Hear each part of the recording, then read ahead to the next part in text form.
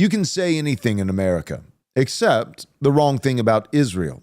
In the past 6 months, we've watched prominent intellectuals, professors, journalists, and even former allies of the conservative movement lose jobs or platforms simply for questioning whether the United States' relationship with Israel is just, wise, or even Christian.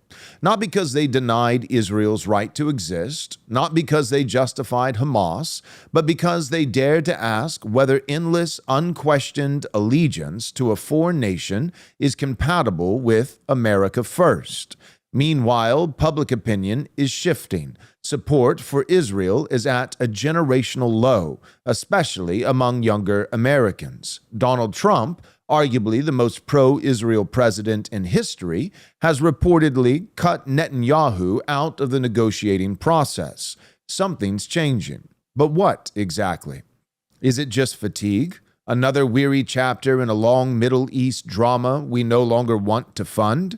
Or is it something deeper, a theological reformation, a rejection of the Schofield system that bound American patriotism to Israeli foreign policy and bound the church to a dispensational timeline at odds with historic Christianity? But here's the real tension. Is this discussion already burning people out? Is the Israel question fracturing coalitions that were making real headway elsewhere? Brett Weinstein says it shattered the medical freedom movement. Tucker Carlson notes that it's splintering MAGA. Are we on the verge of letting an ancient and complex foreign conflict derail critical domestic work on the family, on the economy, on liberty? This episode is brought to you by our premier sponsors, Armored Republic and Reese Fund, as well as our Patreon members and our faithful donors. You can join our Patreon by going to patreon.com/Right Response Ministries, or you can donate by going to rightresponseministries.com/donate. So where do we go from here? What does righteous, strategic engagement look like now? What should we say? And when should we be silent? And is it possible to call for clarity without fueling further division? Let's talk about it.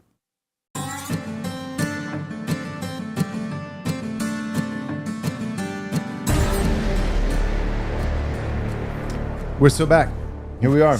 We are back again. So we have our very own Wesley Todd still out. He is still in Hawaii. Suffering. And honestly, I'm a little skeptical of whether or not he'll ever come back. That's right. I don't know if I would. And so, but he's told us that he will come back at the end of this week. So we're live today. We have something pre-recorded for Wednesday, but it's good. And I think it'll be helpful. And so you guys will just have to forgive us for a little bit of pre-recorded material. And then Friday, we'll be live again. So live on Monday, live on Friday, just Michael and I. And the next week should be all three. All three. Back in the saddle, ready to go. Gang's so back together. I don't remember when I said this, Michael, but I did confirm with you before we started recording. And so you agreed that I did say it. And because I feel like there's so many guys, so many, political commentators or people on YouTube or whatever, who are like, I called it, and it's like, yeah, but you called like, number one, it's like a shotgun method, like you called like a million you different just went things. And circled the And so so you ended up being right, on one of your 1 million different predictions. So, but this one, I'm pretty certain that I said Trump is unquestionably a Zionist. Mm-hmm. Like it's very clear that he loves him some Israel. However, I said if there's anything that gets Trump to kind of pull back and maybe sever some ties, it would be that as devoted as Trump may be to Israel, Trump is devoted to nothing more than Trump. Right. And Trump loves himself some Trump. And so I was thinking, you know what? I could see Trump literally changing the entire future of American foreign policy over a personal grievance. Yep. And I could see like Netanyahu, riding in on his high horse, as he typically does, acting as though he owns the place, and Trump, just his ego alone, just being like, Nope, that's it. You've washed your laundry at the White House too many times, which he literally has done. You're insulting to me. You're insulting to our people, and I'm over it. We're done. 80-year-long relations, between America and Israel, done because like as Vance would have said, like, but have you said thank you even once? And I think that's part of what's going on with the Trump administration, whether it's Zelensky or whether now it's Bibi.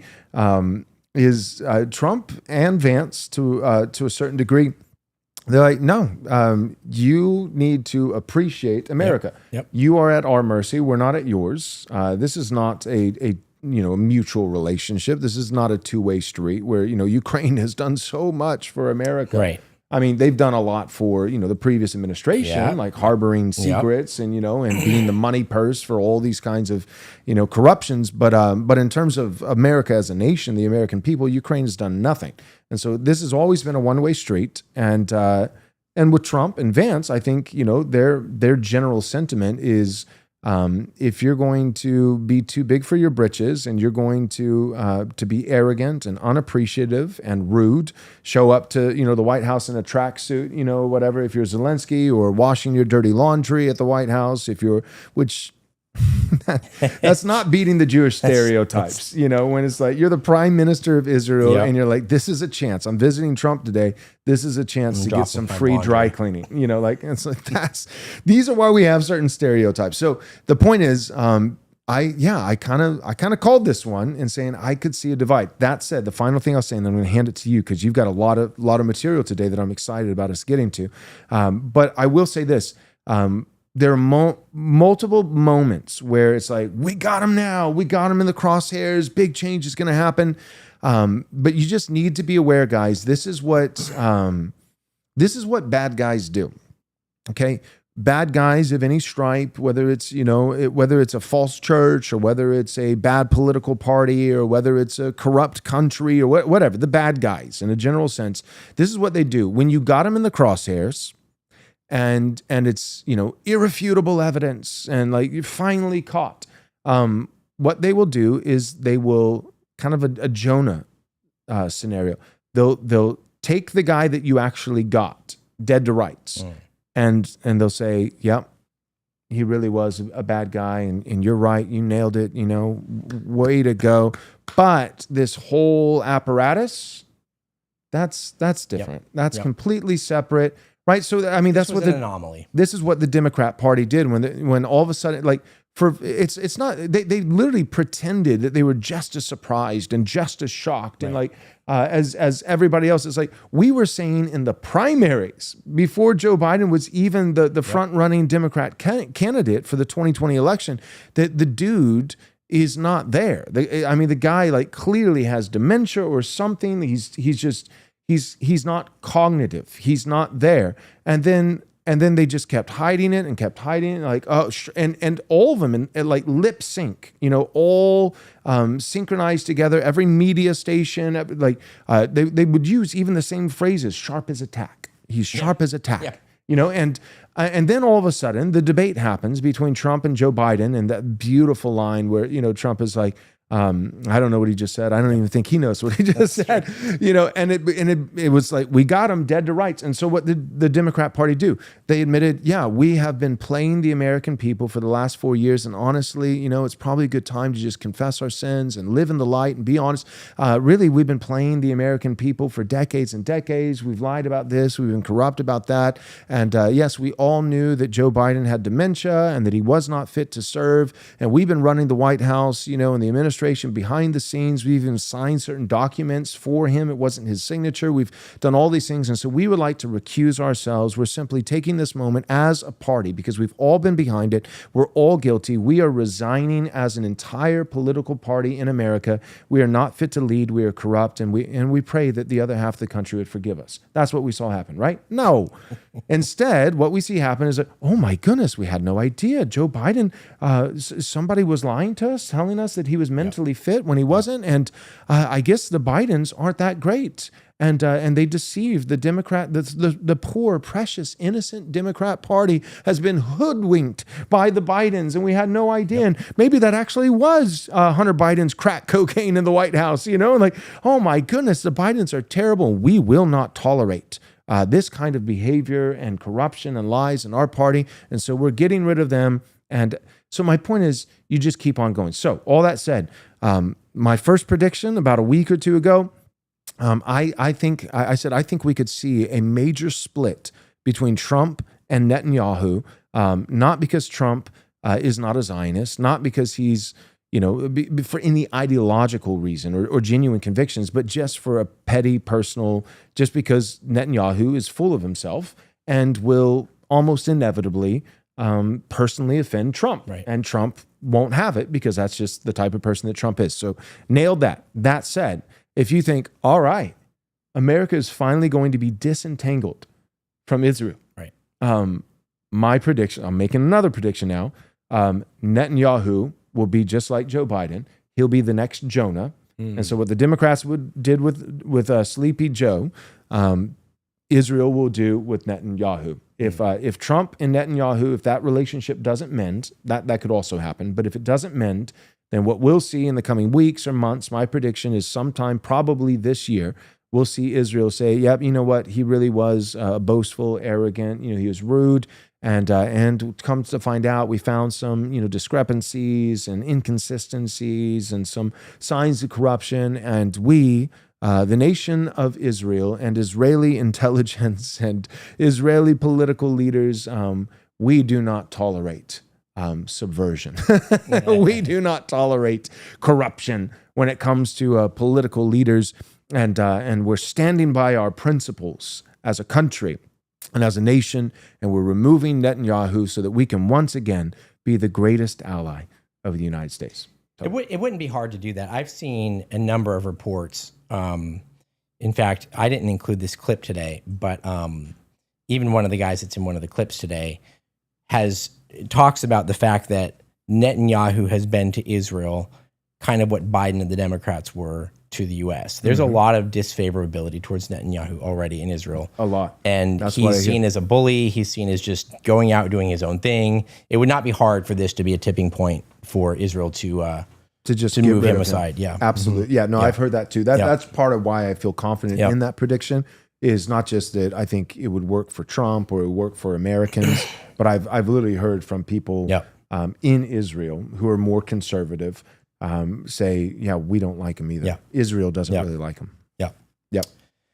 Well, that leads us to what we want to talk about today. So over the weekend, the story broke, and it was small. Like, I had a hard time finding U.S. news picking up the story until today, which was after I'd already sent the information to Nathan. So today it's on the New York Times and all over. But over the weekend, it was on Twitter, and it was on Middle Eastern news agencies. So the news that was breaking over the weekend was that things are on the outs between Netanyahu and Trump, that they are, that Trump in particular is upset with Netanyahu, and in particular, the idea that he has to clear everything that he does in the Middle East with Netanyahu first. So let's just show a couple of these stories. I think it's interesting. In particular, I'll get there in a minute. But Nate, let's go ahead and look at image number one. This is kind of the first place that maybe some people saw it. It was this Twitter post, and I'm not going to read the whole thing, but just breaking the friendship between Trump and Netanyahu is over. And it was reported by Israeli Army Radio that President Trump had decided to cut contact with Netanyahu. This is especially important because Trump has, I believe, a trip to the Middle East. Maybe it's this week now because it was saying last week, or maybe it's even next week. And the reports are that with his traveling to the Middle East to negotiate a whole bunch of things, he is cutting Netanyahu out of that process. He's not going to be running things through him or even by him. He's just going to do his own negotiating. So that's kind of where at least I saw it break. Nate, let's go to the next image. This was from the New Israel Times. So it was just a headline, and there's a story below that report. Trump is, quote, disappointed with Netanyahu and will continue Middle East policy and objectives without Israel. So, and then this next one, Nate, graph number 3, is the one that I really find interesting because this is he's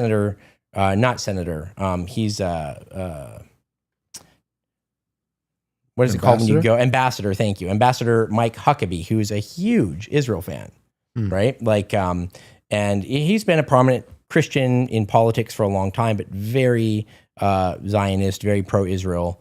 And he said this, Huckabee says that the U.S. is not required, quote, not required to get permission from Israel to cut a deal with the Houthis. Wow.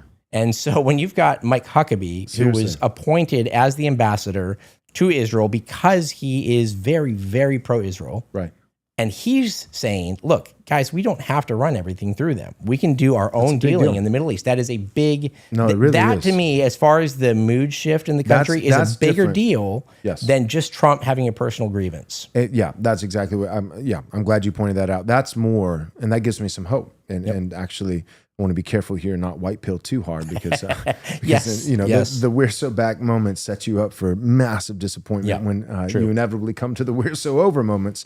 But that does give me some hope that it's beyond just Trump and just personally offended by Netanyahu and going around him, but all the Israel American relations still remain the same. But if you have other guys beyond just Trump. And other guys who historically have been very, very pro-Israel. Right. And they're not just talking about Netanyahu, but they're saying just in general, we do not report to Israel. We don't work for Israel. We're not subservient to Israel. We can make our own decisions. That now we're talking. Yep. Now it's like, all right, get the boys. Yep. Like this is a little bit encouraging. Yep. And that, for whatever reason, it's really hard to say why change on massive scales happens, right? Like people in the future will look back at times where there are huge shifts in the wind or the political perspective, and they'll come up with theories, they'll write books. It's really hard, especially in the moment, but even historically, to point out and put your finger on exactly why a sort of political or change culturally happens. But one of the things that we can notice in real time is that it definitely is happening. And so, Nate, let's look at this last image of the images here. So this is a graph that shows Americans' sympathies in the Middle East situation. And so now this is compared to Palestine, right? But so it's been the conflict with Palestine has been going on long enough that they've been tracking this data since 2000 at least. So this is 25 years worth of data. And the conflict, just for the record, conflict's been a lot longer than that. Agreed. Right. But this is just how long they've been tracking it through this system. Yeah. So this is 25 years of data.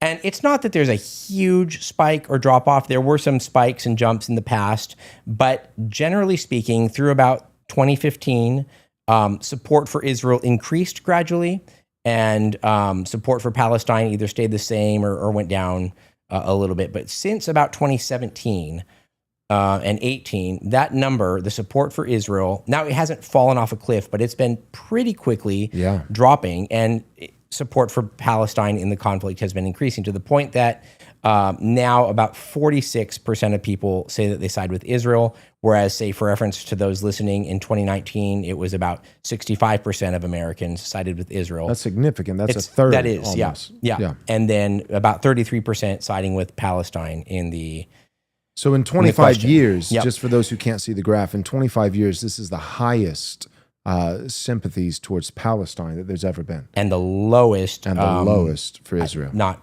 sympathy, but antipathy, I guess, towards Israel. Right. And this coming on the heels of after, October 7th and those things. And so it's like, and that was the biggest, just about, if I can see, I think the biggest drop from 24 to 25 was the most significant decline. Maybe back in 2003, but okay, yeah. So but maybe it's pretty. No, maybe it's steeper here. I think it's steeper. I think so. I think the steepest drop off of sympathies towards Israel is that from 2024 to 2025. So this last year, and that being on the heels of the October 7th attack that happened with Israel, and so it's like, okay, so what accounts for this? And I don't know. That's a good question. Maybe we can explore, but I think at least part of it is I don't think it's just the news headlines. I think like part of it is because you have more content and information, arguably than ever before, certainly in my lifetime. that is not flattering towards Israel, but also not being suppressed. That like you can find it readily, accessibly on the internet, and I think a lot of people are reading and looking. That said, I think that sharp decline is not just the accessibility of content that is not flattering towards Israel, but I also think Israel's reaction to October 7th is a big factor. Because I think initially it was, everyone, October 7th happened and a lot of people were, Israel flags were, prevalent and everybody's, we love Israel. We love Israel. How dare you do this to Israel? But now that, we've got some time under our belt and more people have seen the headlines and how Israel has chosen to respond and seen, pictures of dead babies, being pulled out of rubble. And, and then one of the things that hurts, support for Israel is the guys who support Israel. I mean, you've got guys online, like I can think of a few of them, like who are like, literally, without being hyperbolic, they this is a paraphrase, but it's not an exaggeration. This is the sentiment of what some of these guys I see online. They're like, I don't care how many dead babies it takes, how many corpses, of women or whatever it takes, kill them all, level them, destroy. Like, and you're like, oh my goodness, dude, just take a chill pill. Like I've never seen. Seriously, in my lifetime, I've never seen the bloodlust that I have seen for supporters of Israel, not even the Israelis themselves, but Americans, who are Zionists, who support Israel. I mean, find you some, like you talk about, like, I think Nero would blush, Emperor Nero. I think, I think Hitler he'd be like, guys, this is extreme, you find, the average American Zionist and the excitement they feel about dead Palestinian babies, you find, like, go and look at, Attila the Hun, or go and look, like, those guys seem more compassionate than the average American Zionist when he's talking about dead babies in Palestine. It is. And so I'm just saying. I mean, I don't know about the average, but maybe not the average. There were some notable. This is a many such cases kind of scenario. So maybe not average. That's probably a little too far, but not one or two. And not just, this is not just from anonymous accounts with 47 followers. I'm talking major accounts, face behind the account, doing not just tweeting, but then they get, like they get a lot of pushback, understandably so, because they're talking to, they're like, we love dead babies in Palestine. And then they're doing videos doubling down. Like, yes, I said what I meant and I meant what I said.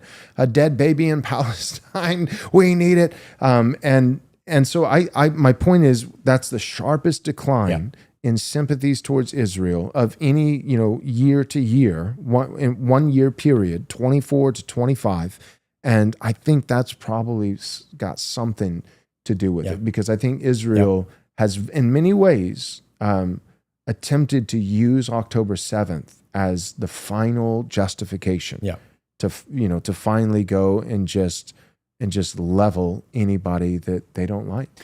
Well, I'll give credit, because I don't want to steal the idea. I was listening to Knowles on the way in, and he brought up the comment that Trump made after he won the election in November-ish.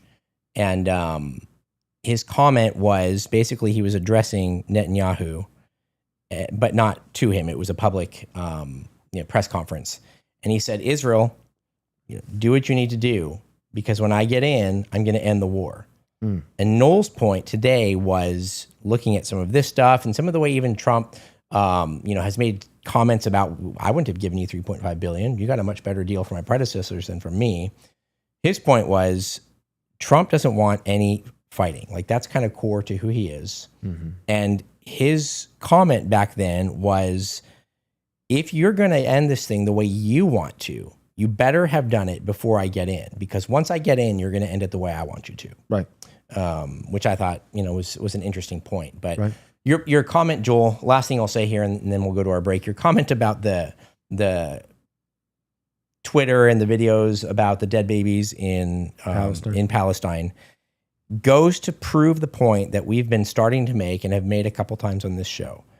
every single person understands and advocates for something like Christian nationalism. Yes. The Baptist just wants it over alcohol and carpet colors. Right? Every single person understands imprecatory psalms. Yep. It just is, we can't have that feeling for our own people. Right. It That's can only exactly be right. all the things that we're advocating for. We all actually, it's not even that we don't understand it. We do understand it. We do. We've just been told it has to be placed in the wrong direction. Right. No, you're absolutely right. I mean, and you see, I mean, that principle is demonstrated for us almost on a daily basis online. Again, from major accounts, and a lot of them, you know, Christian or at least professing Christian, that are, you know, like you'll see like something happens where Hamas does X, Y, and Z, and you'll see, you know, the usual suspects, your Joel Berrys or an Owen Strawn, who will come out, and the language will be. I remember there's one tweet. I have to paraphrase it because I don't have a photographic memory. I don't have it memorized exactly, but something along the lines of Owen Strawn saying, "Completely destroy them, right? Turn it to glass, you know, level like." And it, you know, but then when Christian nationalists, you know, a year earlier, were talking about we want the nation to be Christian, and we believe that there should not be public promotions of false religion, right? That those must be suppressed. Right. There's a difference in a private family worshiping Allah, who we believe is a false god, but doing so in their home. That's different than, you know, some kind of Islamic, you know, statue or parade or something. And all of these blasphemies, all of these things that are anti-Christ in their public expressions must be completely suppressed. We are a Christian nation. And with those kinds of statements from the Christian nationalists, the same guys, your Owen Straughns, will be like, this is terrible. This is, it's anti-American. It's anti-Baptist. I remember hearing a lot of that rrhetoric. Right. Because what does it mean to be Baptist? Yeah. Well, what it means to be Baptist, apparently, according to some Baptists, is that the highest allegiance and call of the Baptist is to ensure the worship of false gods, right? You know, across the street next door, and so, you know, so it's like, this is inhumane, this is extreme, this is hate-filled rhetoric, but that's when a Christian nationalist who loves his country and wants to see it Christian, that's when he's talking. That's the kind of response you're going to get. Right. But when Israel, that is not Christian, it worships a false god, yep. when all of a sudden there's some kind of injustice done to them, then the same guys who say you can't have a Christian nation, you can't suppress enemies, you can't do that, like, then immediately they're like, turn it to glass, level every building, kill every person. And it's a sight to behold. The last 2 years for me, just looking at the rhetoric and the discourse online from Christians, the way they speak about Israel. I mean, guys, you know, out there who are listening, if you're single, find you a woman that loves the Lord and loves you the way that Owen Strawn loves Israel. I mean, my goodness, I get like a wife of that caliber and that fidelity. Who can find? I don't know if it even exists, but I've never seen such allegiance. Right. And I've also never seen such, in the opposite direction, such hatred, such vitriol, such, and so you're exactly right, Michael, that we are totally fine with friend-enemy distinctions. Yep. We're fine with that framing. We're fine with even extreme measures. We're fine with all these things that we say, well, that's not Christian, or that's not American, or that's not Baptist. Really, we're fine with all those things times 10. We're just not fine with those things if they're to the benefit, the prosperity, the well-being and blessing of America, Christianity, right? White people. Right. That's when it becomes terrible, unjust. But if it's to the benefit of another country besides our own, another religion besides our own, another people besides our own, then it's it's great. Right. That's kind of what I've learned over the last 2 years. Yeah. Yeah. Okay, let's hit our first commercial break, and then we'll come back and we're going to jump into some clips. What if your family's financial strategy was built on more than just numbers? What if it was built on scripture? At Private Family Banking, we believe managing wealth is more than just good planning. It's a God-given privilege and responsibility. In Genesis and Deuteronomy, and all the way into the New Testament, God calls us to be fruitful, wise, and faithful with what He provides. We help Christian individuals, families, and small businesses grow, protect, and pass on wealth anchored in timeless biblical principles to the glory of God in the advancement of His kingdom. Schedule your free discovery call today at liberationeconomy.com.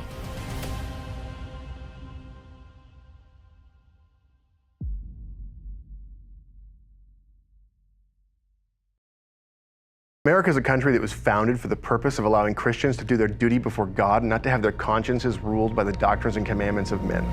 Reese Fund exists in order to see the 10 Commandments properly applied, not just as a plaque on the wall, but to actually be used in business as though they're commandments from God that we're supposed to obey. Our goal is to find businesses and to buy them and to build them up. We want to find manufacturing businesses and use them to make sure that we can maintain our capacity to do things here. Reese Fund, Christian capital, boldly deployed. All right, so I was doing some thinking over the last couple days, and in particular, I saw a study from Pew Research Center, and this was from the end of 2024, so I think December of 2024, so not that long ago, and it was talking about the social media patterns and which social media platforms are used the most, and it broke it down by age and demographic. And Nathan, I'm just now realizing that I didn't send this to you, so you guys will have to take my word for it. But and what was really interesting to me was that X was one of the lowest used social media platforms in America, even when broken down by age group. Now, it was better. It's more popular a young 18 to 30-year-olds, but than it is 18 to 80-year-olds, right? But still, even when you only look at 18 to 30-year-olds, it's still one of the lower used social media platforms. YouTube, Facebook, Snapchat was up there still amazingly. Instagram, of course, some of the other ones. X was actually pretty low, like less than 30%, even for the about 35%, 18 to 30-year-olds are on X. Okay. So my point is this. I'm assuming our average listener is on X. We broadcast on X. A lot of the discussion about Israel and Zionism and all of those things is happening on X, right? Yeah, The Anons, and we tell ourselves that X is the public square. Yeah. The reality is there are a vast majority of Americans who don't have an X account. And those who use social media aren't necessarily using X, right? They're using other ones. So the question that I want to explore here for a little while with some of these clips is, are we going not in the right direction with the Israel question, but are we making the headway that we think we are? Are people tired, like nationally? Are people just getting tired of the discussion? Are they joining the discussion? Are they saying that this discussion is too polarized and they can't actually even have a normal conversation with someone about it? Because as soon as they bring it up, it's either I hate your position or I love your position. So what I want to do, Joel, is play some clips from a couple of different podcasts that have recently talked about this issue. And each of the podcasts kind of has a different, like, I'm just tired of the topic, or I can't even have the good discussion because every time I do, I get yelled at, or, maybe we're not going hard enough into this question. Right. Okay. So really interesting, but three, and so for the record, I'm not saying that we're agreeing with these three different kind of perspectives on the Israel discussion. I just want us to be aware that there are different perspectives on the Israel question, even kind of on the right, and see what lessons we can take from that. Okay. So this first series of clips is from Tim Pool, and he was interviewing Myron Gaines, who, as I understand it, immigrated from Canada and is now a U.S. citizen, but he is a second-generation maybe Somali, but definitely a Muslim. Okay. Yep. And I'm familiar with him. I've seen some of his stuff.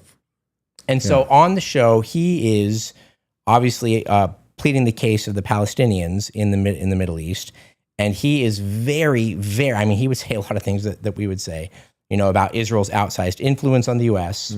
And Tim Pool's going to acknowledge those things, but Tim Pool is going to just say, it's not so much anti-Israel for me; it's America first for me, and it would be, I think, very similar to maybe what Trump would say. Okay, so let's take a look here. There's several clips. We're going to try and play them somewhat quickly, but we do have to pause between them just to break it up and things like that. So, Nate, let's roll the first clip here. He says, my parents were immigrants. My parents fought hard to come to this country. I understand what they want and why they want it. I'm going to fight for those values. Well, I was born in America with multiple generations going back hundreds of years, save my grandmother who came from Korea. I have all of these family members coming hundreds of years who fought in a revolutionary war, who fought in a civil war, and whose moral traditions have landed with me. And so what I say is, I understand, Ro, why you want to fight for illegal immigrants, but you came to this country, your parents came here, and you are now a citizen. You have access to everything we offer you because we are nice, we are good people. But when you start advocating for non-citizens, people not from this country, this creates two worldviews that are at odds with each other, and there's no off-ramp. People in this country who are saying, if you're not a citizen, so what? You can live here. And what ends up happening? You get, whether it's whatever anyone wants to say about the Haitians, you get reports from the locals that they were eating cats. Is it wrong to eat cats? Well, people in America don't take kindly to that, but in Haiti, they do eat cat. You see, there's a cultural clash. In Dearborn, Michigan, you get reports of female genital mutilation. Well, a lot of people don't take kindly to that. You get in the Somali community in Minnesota, similar stories. So the people who are born and bred and raised in America, who are sitting beneath trees their ancestors planted, our focus on what we are going to build for this country is rooted in a long-standing American tradition. We all know the lesson of the Native Americans. The left can bring it up all they want. We get it. Colonization destroys civilizations and communities and all that stuff. We don't want that to happen to us. The simple version is this. If we prioritize the speech rights of non-citizens and people who are guests in this country, if we prioritize the rights of illegal immigrants, this country will evaporate. So Myron was saying it was unjust that the Trump administration deported people for the pro-Palestinian, anti-Israel, demonstrations. Right. Tim's point is, I don't care who you are. You don't get to come here and tell us how to run our country. Yeah, I would like to deport people like that, immigrants like that, without having to add the disclaimer of they said something anti-Semitic. Correct. I would like to deport them. Correct. Just because they shouldn't be here. And that's exactly what Myron says. He says, yeah, but you could have been writing the same exact article and burning the same flags if they were American. Yes. And still be a foreigner and not get deported. Yeah, no.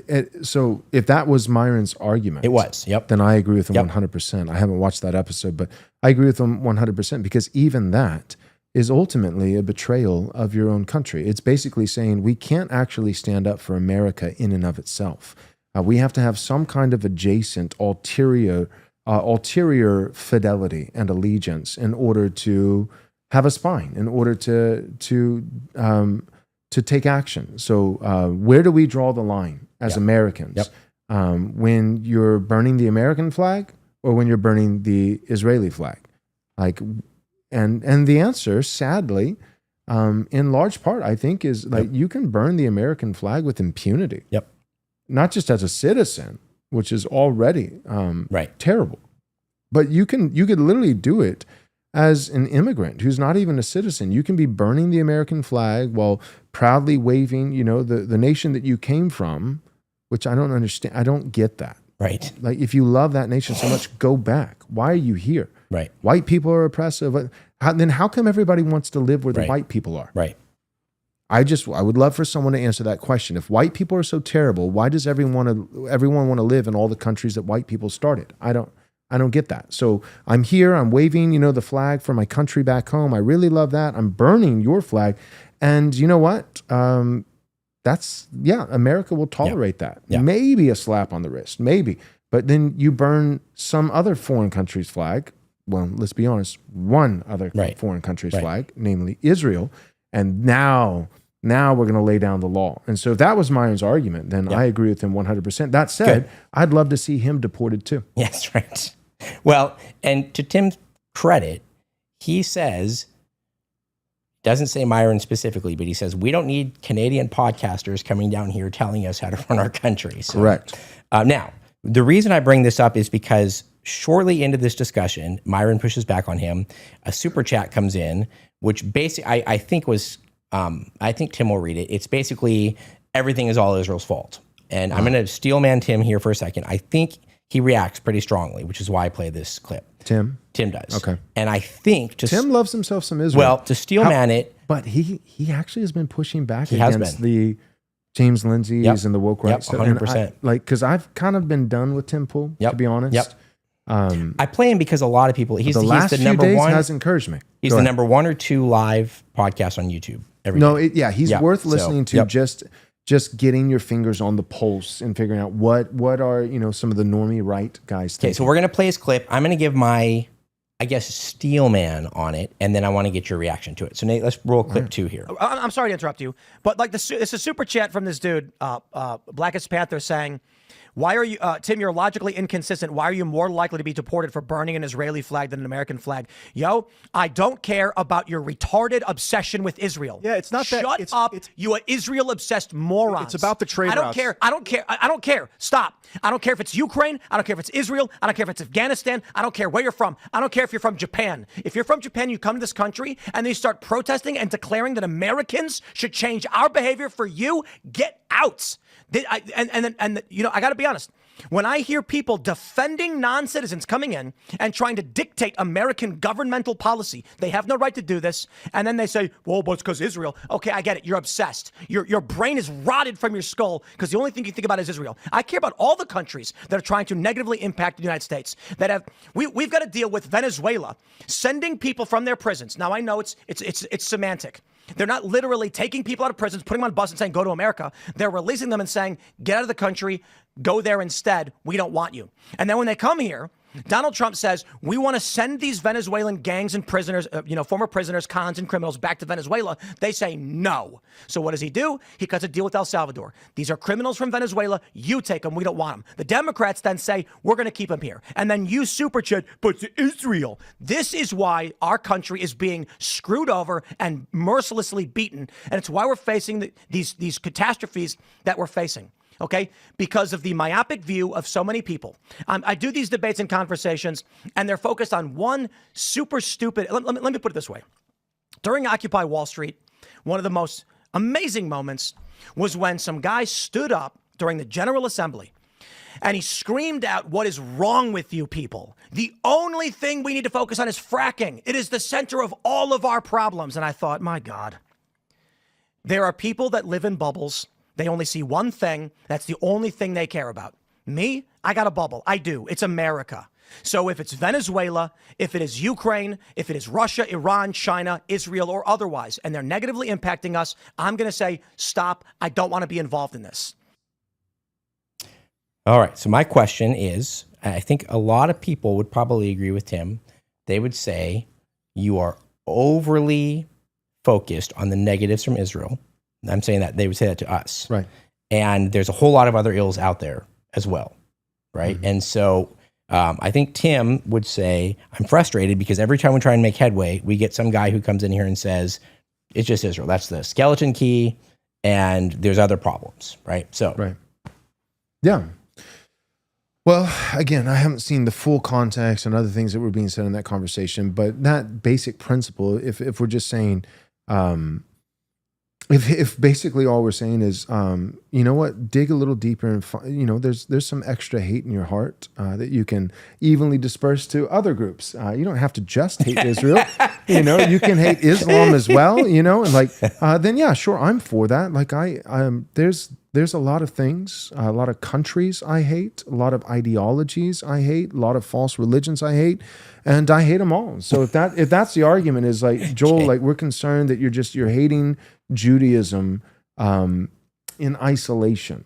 then that is a concern. And I need to, I'm going to go in prayer and I'm going to humbly ask the Lord, give me more hate so that I have enough, to where I can hate Judaism as much as I do without compromising an inch, but be able to hate Islam just as much in addition. Now, that said, I'm being a little facetious, but not really. And I would say by the grace of God, I actually don't need to pray that prayer because I actually already hate both Islam and Judaism with a fierce hatred. As David says in the Psalms, do I not hate those? He doesn't just say that, not just things, not just ideas, but he says, do I not hate those who hate you?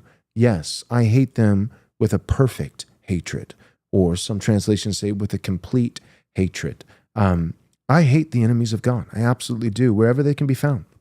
At the same time, because of a whole biblical theology and the words of Christ, I also love the enemies of God.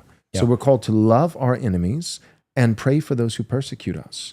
And I don't think that those two things are at odds. I know that it sounds on its face to be a contradiction. It seemingly seems to be a paradox, but while we were yet sinners, God demonstrated his love for us in this, that while we were yet sinners, Christ died for us. So it's not that God finally loved us enough to send his own son to die for us after we had already been made lovely. But no, it's while we were unlovable, Jesus died to make us lovable, but only because God pre-loved us. So God loved us while we were yet unlovable, and he loved us when we were unlovable enough to send Jesus to make us lovable. Right. And so I take the words of Jesus to be the same application as it pertains to us, that I'm called to love my enemies, not because they're lovable. I'm called to love my enemies and emulating the example of Christ. He loved me when I wasn't lovable. So I'm called to genuinely love my enemies, and I'm called to pray for those who persecute me. But I talked about this yesterday on the Lord's Day a little bit at church.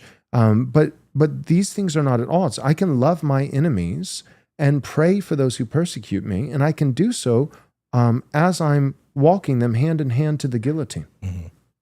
Right. Justice is not at odds with love. And so you can genuinely love someone, and yet if it's a public enemy, and not just sins, but those sins which biblically should and must be also categorized as crimes, then if somebody is a public criminal, and it's something that biblically speaking merits the death penalty, then that person is an enemy that you love, so you preach the gospel to them. You plead with them that they might repent and come to saving faith in the Lord Jesus Christ, and you pray for them. What are you praying for? You're praying for their eternal joy because you're praying for their conversion. You're praying for their salvation, and all the while doing this. And also in this temporal world, in a civil sphere, you're also holding court and producing evidence that ultimately indicts them and finds them guilty, and then walking them down to the noose or the guillotine or the electric chair or whatever is permissible in your country, whatever those means are. Justice and love are not at odds. Right. Justice and love are not at odds. So all that being said, I hate Judaism. I hate it. And I hate Islam. And I pray for both Jews and Muslims that God in his kindness, in the same way that he was kind with me when I was once a child of his wrath and an enemy of God, God saved me when I was unlovable, and he made me lovable by the blood of his son. And so I pray that God does that for Muslims, and I pray that God does that for Jews. And so that's a genuine prayer. That's a genuine heart affection and love for these people. But none of that, we're blurring categories. So I can do that at a spiritual, ultimate, eternal level, and it's genuine. It's not just pretty words. It's not just platitudes. You can genuinely do that. Really pray for your enemies and really love them and ask the Lord to save them, that they might become brothers and sisters in Christ, that you actually have profound, deep friendship and relationship with in eternity. Right. And you can do that. You can mean it. You can believe it. And you can also say, get out of our country or we'll kill you. Those two things are not at odds with one another. So what Tim's saying in that particular clip, for me, it's a little bit difficult because I've listened to enough of Tim Pool and I've seen enough of his tweeting. Again, to his credit, though, I really appreciate the last few days.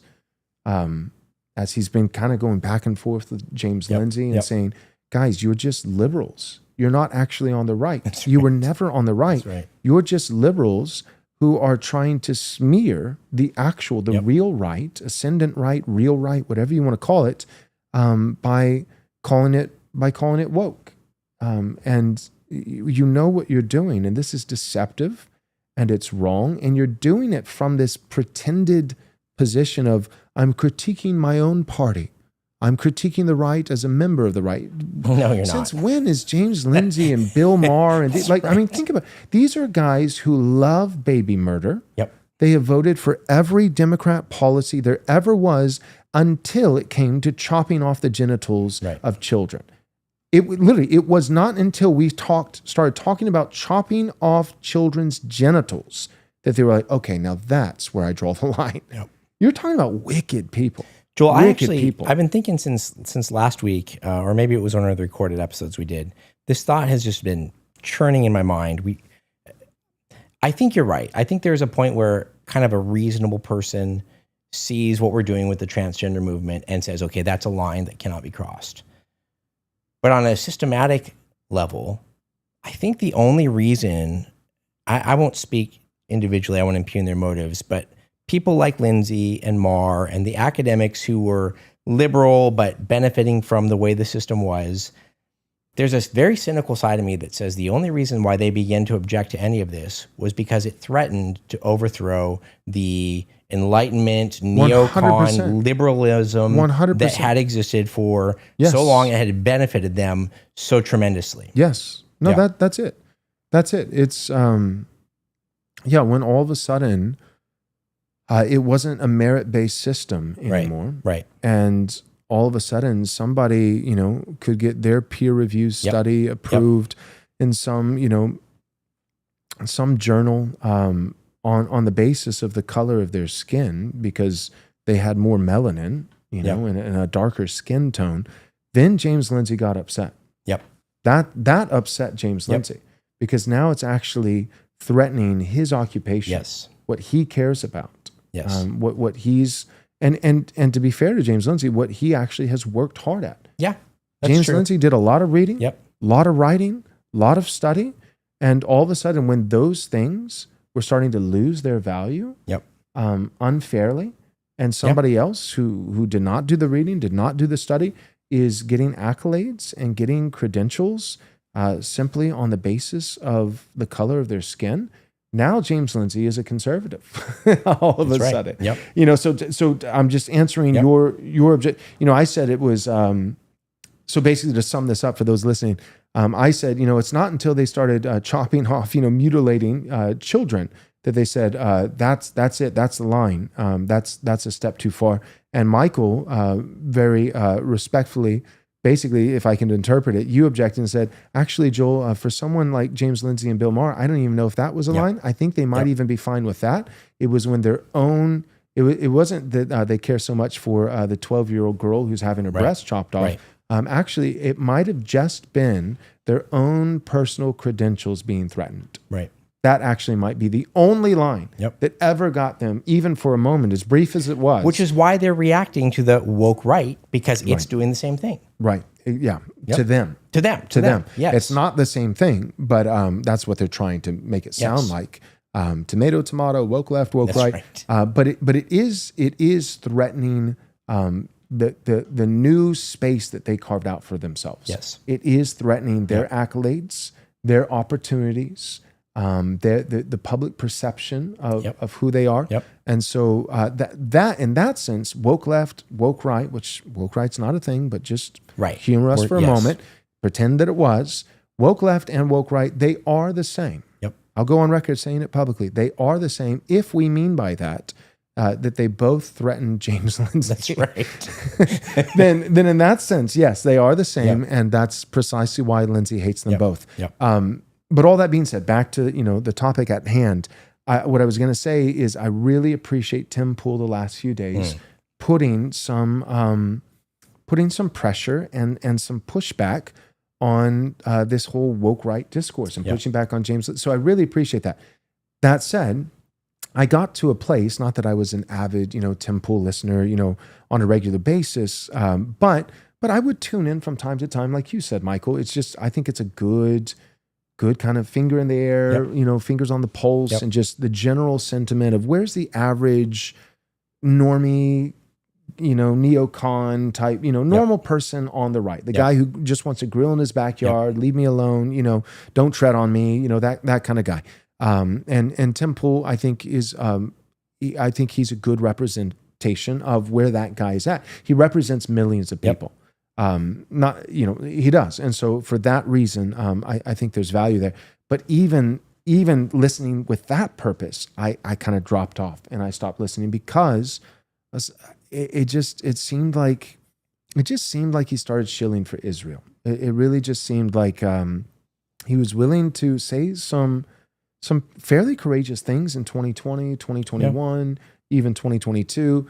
But then all of a sudden it just seemed like, all right, he just, he's been bought. It just felt, and whatever. And so I kind of, tuned out. But all that being said, back to his point, the point that he made in that clip, in isolation, without the larger Tim Pool context, the backdrop, I agree with that point. 100%. Like any allegiance to any other country, then here's the deal: go there.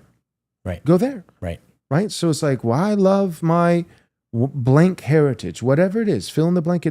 So yeah, if a guy is like, it's allegiance to Israel is, that's what really upsets me. That's where I draw the line. Then I agree with Tim Pool in saying that is, I think, narrow-minded and myopic. For me, it's allegiance to any other country. If you're talking about your love for China, right, then go back to China. Right. If you're talking about your love for South Korea, and your heritage, then go back to South Korea. Right. You either love it or you don't. It's kind of. Did you watch? I don't want to get derailed from the topic at hand, so I'll try to make it brief. But did you watch the debate between Samuel Say and Corey Mahler? No, not yet. So I watched it. I was fascinated and intrigued. Me and my wife, we sat down and watched it together, and she was like, these are the conversations that are happening on Twitter on a daily basis. She's like, she just, once again, she was like, I'm so glad I have my life and not yours. I'm so glad. She's like, we're going to the pool, me and my 5 children, having a lovely day, having a picnic, and meanwhile you're like getting in these skirmishes and blah, blah. So anyways, we watched it together. And there were things on both sides that I, disagreements that I would hold on both sides. I will say this. I think Samuel Say, I honestly thought that he would, I thought that it would not fare well for Samuel Say. But I will say I was pleasantly surprised and pleasantly, like, I mean that genuinely. Like, I was happy for him. I think he made some decent arguments. I think he made some bad arguments, but I think he made some decent arguments also. And what I was going to say is he clearly did substantially better than Chris Rosebrough. I mean, that's what I heard. Like, so much better. Chris Rosebrough, there's not one positive thing I could say about that interaction. I mean, he just, Corey Mahler should be sending Chris Rosebrough that's true. royalties. Stone Choir should be paying Chris Rosebrough, because I don't know if anybody has made Stone Choir look better than Chris Rosebrough. Yep. So anyways, with Samuel Say, there were a few good points he made, but one great point that Corey made is he said, your actions are inconsistent with your words. And he said that to Samuel when Samuel Say said, I love my Ghana heritage. I'm from Ghana. I love it. And I will always love it. And Corey said, but you left Ghana. You married a Christian woman, praise God for that, but who is not Ghanan, and you have deprived your children, both by where you live, now in America, and by who you married, of that heritage that you claim to love. So, and so Corey, like, what he was saying there wasn't even so much, well, you can't be here. Now, Corey has kind of said that elsewhere, And so but in this debate, at least in the context of this debate, he wasn't necessarily saying there's only one option: go back to Ghana, get out of America, and divorce your wife, and end your marriage. Like, he didn't say any of those things. What he was saying, though, was not one option, but two. He was saying there's actually two options here, but you need to pick one of them. You can't have both. You need to pick a lane.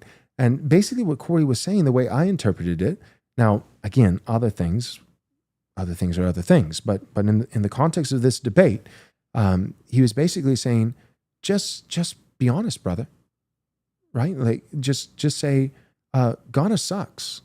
We all know it sucks. Like I spoke at a conference with Samuel Say, and just for the record, I like Samuel. I don't agree with him on a lot of the current cultural things that are going on, and we found ourselves like the Fox and the Hound on different sides of the equation. The Fox and the Hound movie where they're friends when they're little, and then they grow up and they realize, oh no, like we're not on the same team, and so which is unfortunate, because I really like Samuel Say. I think he's a brother in Christ. I have no questions about that. I actually think he did surprisingly well in that debate with Corey Mahler. I don't think it was clear that he won the debate, but I'm just saying I felt like there was some merit on both sides, whereas Chris Roseborough, there was no merit on his side whatsoever. So, but I think Corey on that issue is right, because I want to push back on that when you're done. What I was going to say is so even speaking at a conference with Samuel Say, I remember sitting there in one of the pews and him sharing the story of, I think it was when he turned either, it was a birthday. I know that it was a birthday with his mom in Ghana, and I think he was turning 8, but a relatively young age, and his mother asked what he wanted for his birthday, and he said an egg. I just, more than anything, I just want an egg. He wanted to eat an egg, and and that's kind of sad. And you feel for someone like that, and my point is just to say, I think it's perfectly appropriate to say, I love these people, but their country sucks. And they've achieved very little. I think all of that is, so here's my pushback. And I was eager and this is my main point. I was overjoyed to leave. I think all of that can be the case. Overjoyed to leave. So just be honest and say, I actually married an American white woman, moved to a much objectively better country, and left that behind for good reason. I think all that can be the case, and you can still love the place that you came from. You know what I'm saying? With nostalgia, maybe? Sure. You grow up in an apartment complex, and later in life you're a multimillionaire, and you have a mansion and a pool. I left, but you drive by that apartment complex and you see it, and there's fond memories. There's the tree that you climbed in front. Sure. And yes. I left Washington because it's terrible. But there are things that I still love about Washington: the mountains, the hunting, the fishing, all of those things. Yes, now, of course. Yeah. Maybe Samuel Say was unwilling or unable to say, Ghana's a terrible place. Right, but I actually think we would do someone a disservice. I think he might say that if it's defined in what ways. With our natural affections, I actually think we're talking out of both sides of our mouth here a little bit to say you have to come to the better place, and you have to reject all natural affection that you had growing up. Well, just to be fair, I would never say you have to come to the better place. In fact, I would say, please if you're going to come, please don't stop. If you're going to come to the new place, right? You're going to get you have like even in the Old Testament, Solomon is exhorting one of his wives to forget her father and her land of custom, because it is natural for us to remember where we came from. So I heard that clip go around a lot and people talking about it. I don't necessarily know that Corey Mahler's reply was the win that people think it was, because I actually think it would be insulting to have no love of the place that you came from, even while being able to acknowledge it's a terrible place right now. Right, it's got nothing going for it. Right, but it's it's the place I came from. I love it. Yeah, I think you can still. I hear your point, and I think it's a perfectly valid point to be able to say, this is where I grew up. If you've got an abusive dad, this is where I grew up, and you might still say there's part of my dad that I love. Of course, it's your dad. Yeah, but he was abusive. It's your dad. Yep. And same with a country. It's your fatherland. Yep. That's what patriotism. Yep. Right. Patriarchy, patriotism. That's where it's love of the fatherland. It's like, this is my fatherland. Yeah. And in the same way that I love my biological father, I also love my fatherland. I think that's absolutely true, which is just one more reason why immigration should be exceedingly rare. Yeah. Because I agree with you, Michael. What you're saying is that these are profound affections that God himself has rooted in the hearts of men, and they do not dissipate easily. They don't. Like, just like, you could, there are like dystopian, apocalyptic movies where all these children at a young age are snatched away from their parents by the bad guy, the enemy, and then they spend the next 10 years trying to indoctrinate the children to hate their own parents, to go back, like I say dystopian movies, or you could just say the public school system in America, either way, but that's a common, theme. But the point is, it's not easy. It takes 10 years of every ounce of propaganda you can muster, and because it's not easy to turn a child against his father or against his mother. And likewise, because these are natural things that are part of the world that God made, this isn't a result of the curse. This is a result of just creation, the way that God designed the world and the way he designed people. It is a difficult thing to turn a child against its parents. And likewise, it's a difficult thing to turn a man against his country. It should be difficult because there are affections that are rooted in the heart. But again, that would just be one more reason. So going back to the Tim Pool clip, like an allegiance to any other nation, not just Israel, but any other nation outside of America, to me, means that you shouldn't be in America.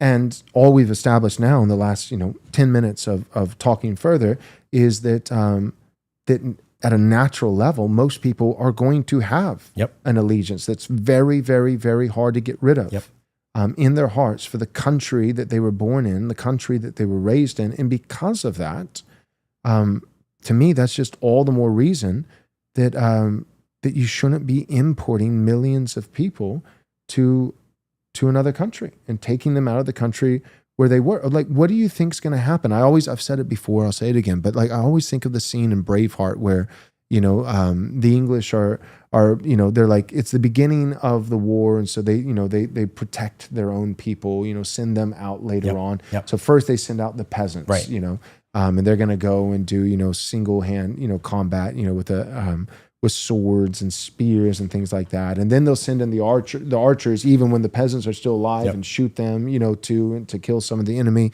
because they don't care about them, right? They're just pawns. Well, there's a scene where they're sending out the peasants, but they're not native English stock. They're Irish. They're Irish. People who've kind of they're mercenaries. Yeah, mercenaries. They came, England kind of conquered them, and they came in, and so they're sending them out against other Irish. Against the Scots. Or the Scots, you're right, but the Irish and Scots are cousins, and so they send them out, and so they're running running to the battle like they're gonna, bludgeon each other and start slashing swords. And as soon as they, get close enough, physically to touch, they drop their weapons and start giving each other hugs and handshakes. And it's great to see you because natural affections are hard to snuff out, and that's what we have right now in our country. So so they end up turning on the English, and actually helping out the Scots. And that's what we have in our country right now. We're pretending as though we're shocked. It's it turns out, come to find out, people are not widgets. They're not replaceable. You can't just exchange one with another, and plug and play and, tomato, it's all the same. No, people are not widgets. People have allegiances, they have affections, they have loyalties, and you cannot import millions and millions of foreigners and think that just because they're now in America, or even because they were born in America, even the anchor babies and second generation, and think that this person who comes from a lineage that lived for 1,000 years in another place. With its own wars, its own culture, its own heritage, its own land, its own, and this person is going to come here and magically shift on a dime, or their baby is going to be born here and never know. I've heard story after story of people who were born in America. I've heard several Asians, Japanese, they were born in America. They've never even been to Japan. They go for the first time as a young adult to visit Japan, and they're like, "This is my home."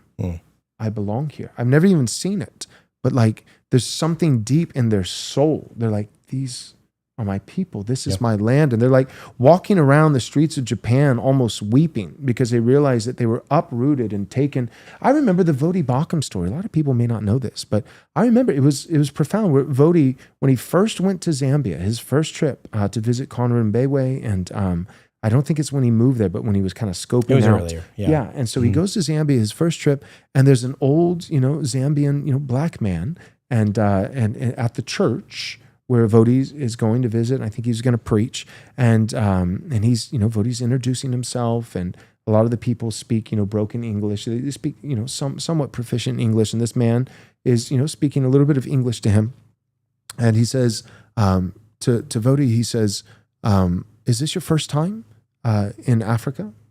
And he says, "Yes." And the old man says, "Welcome home, son." Mm-hmm. Welcome home, son. As an older man, a father, welcome home. And Vodi told this story, and he said that when that older man said, "Welcome home, son," that Vodi started crying. Right.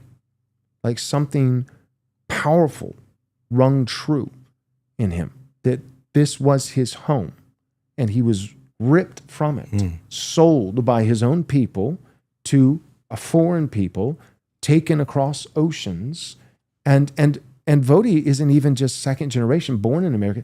Vodi is like several subsequent generations in America. And so I'm not sitting here, my point is not to say, and therefore Vodi's not American. I believe he is not just American citizen, but like a true American. Right. I really do. And yet even in Vodi's case, he's like, yeah, but there was a pull. There's a pull. Yep. My people, Vodi's ancestry is, few hundred years in America. Right. But few thousand years in Africa, and that still hasn't quite died in his heart. Right. That's how powerful these things are that we're talking about. So long story short, what does it mean? It means that I don't care what country it's from, and I don't even care how many generations deep you go. If you have a sizable population of your country that is imported from somewhere else, then your country will be divided. Right. It will be divided. I think that's the lesson. To me, that's the only takeaway, is not that there can never be any immigration around the world ever. That's not my position. But I would say that immigration always should be few and far between. Well, it should be the exception. Historically, it's been usually because of war or like necessity, right? Right. Like war, famine, disaster. Like South Africa. Yes. Mm-hmm. Like this is like the first time ever that like white people who are genuinely persecuted in South Africa are immigrant, like, because usually it's never white people necessarily that are immigrating, certainly not as refugees, and now they are from South Africa, right? And but it should be, the point is, it should be something like that, like we, and even in that case, America, for the foreseeable future, as you and I have said several times, has to be closed because we've taken too many. Even when you look at the children of Israel and Joseph, like. They went back to their land that God had promised them, and Joseph gave instructions regarding his bones. Those belong in my people's land, and when you go back, take those bones with you, and they did. Even when I'm dead, yep. Like I don't want to be buried here. Yep. This is not my home. Yeah. These are powerful things that we've just. It's the same as like Jurassic Park, like life finds a way, and like you're messing with things that you think you can control and that you can just govern, and they're too powerful for you. You are overplaying your hand, underestimating the substance of what you're dealing with. You can't just mess with, dinosaur DNA, and think that you can control it. Same thing when you talk about natural affections. Yep. Like the sword cuts. We're playing a game that we think we can it doesn't work that way. You're talking about thousands of years of people being rooted in certain places with certain people and thinking that you could turn on a dime. Yeah, that's true. No. The sword does cut both ways, though, because even by the scale that you're using, the wasps have been here not that much longer. Correct. Than, and so... Correct. But they came over as a people with their people. I understand that. And I would say that's the difference, and they settled. But I'm sure they missed England. I'm sure they did. Yeah, of course. For a long time. For a long time.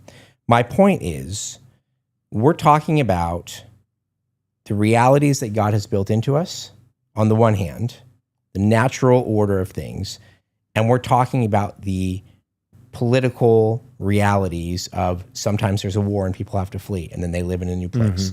Sometimes there's religious persecution and they come across the ocean and they inhabit a new land. Right. And what we need to be careful of doing, we need to be careful of when we say the natural is so much stronger than the political that it must override.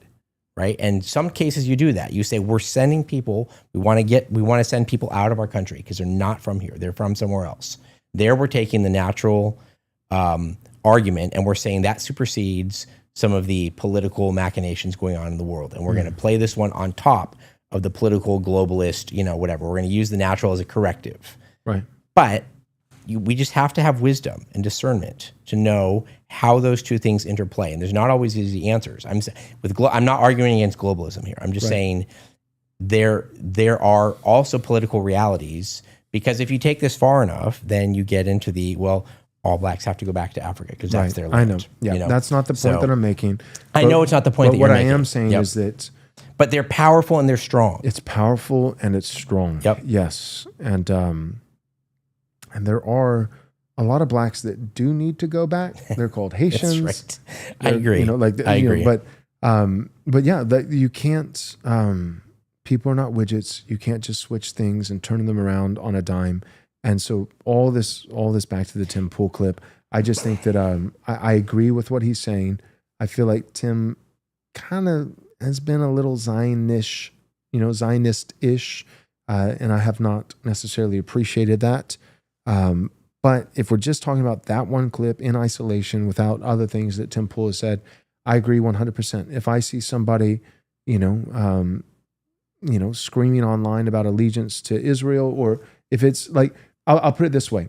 I have just as much, I just as much despise Ilhan Omar as I do, some Israeli Shia. Yes. So, I think that's probably a good litmus test. If you find yourself like Ilhan Omar doesn't bother you, like setting up a Somalian enclave in America, and very clearly like saying, I'm going to break the law. Yep. I'm going to break the law in America to establish like some Somalian state. It's like Chaz when they set that up, in Washington.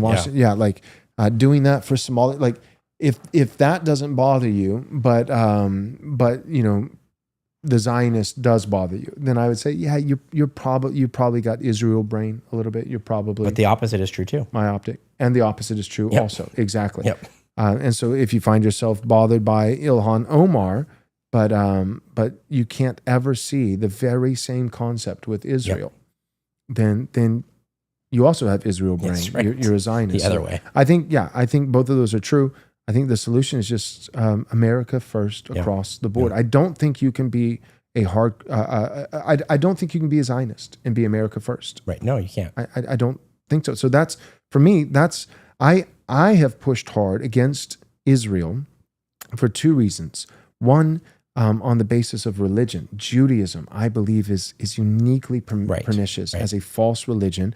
And I think Judaism has seeped in, elements of Judaism have seeped into evangelicals, of which I'm one, in a way that tenets of Islam have not. Right.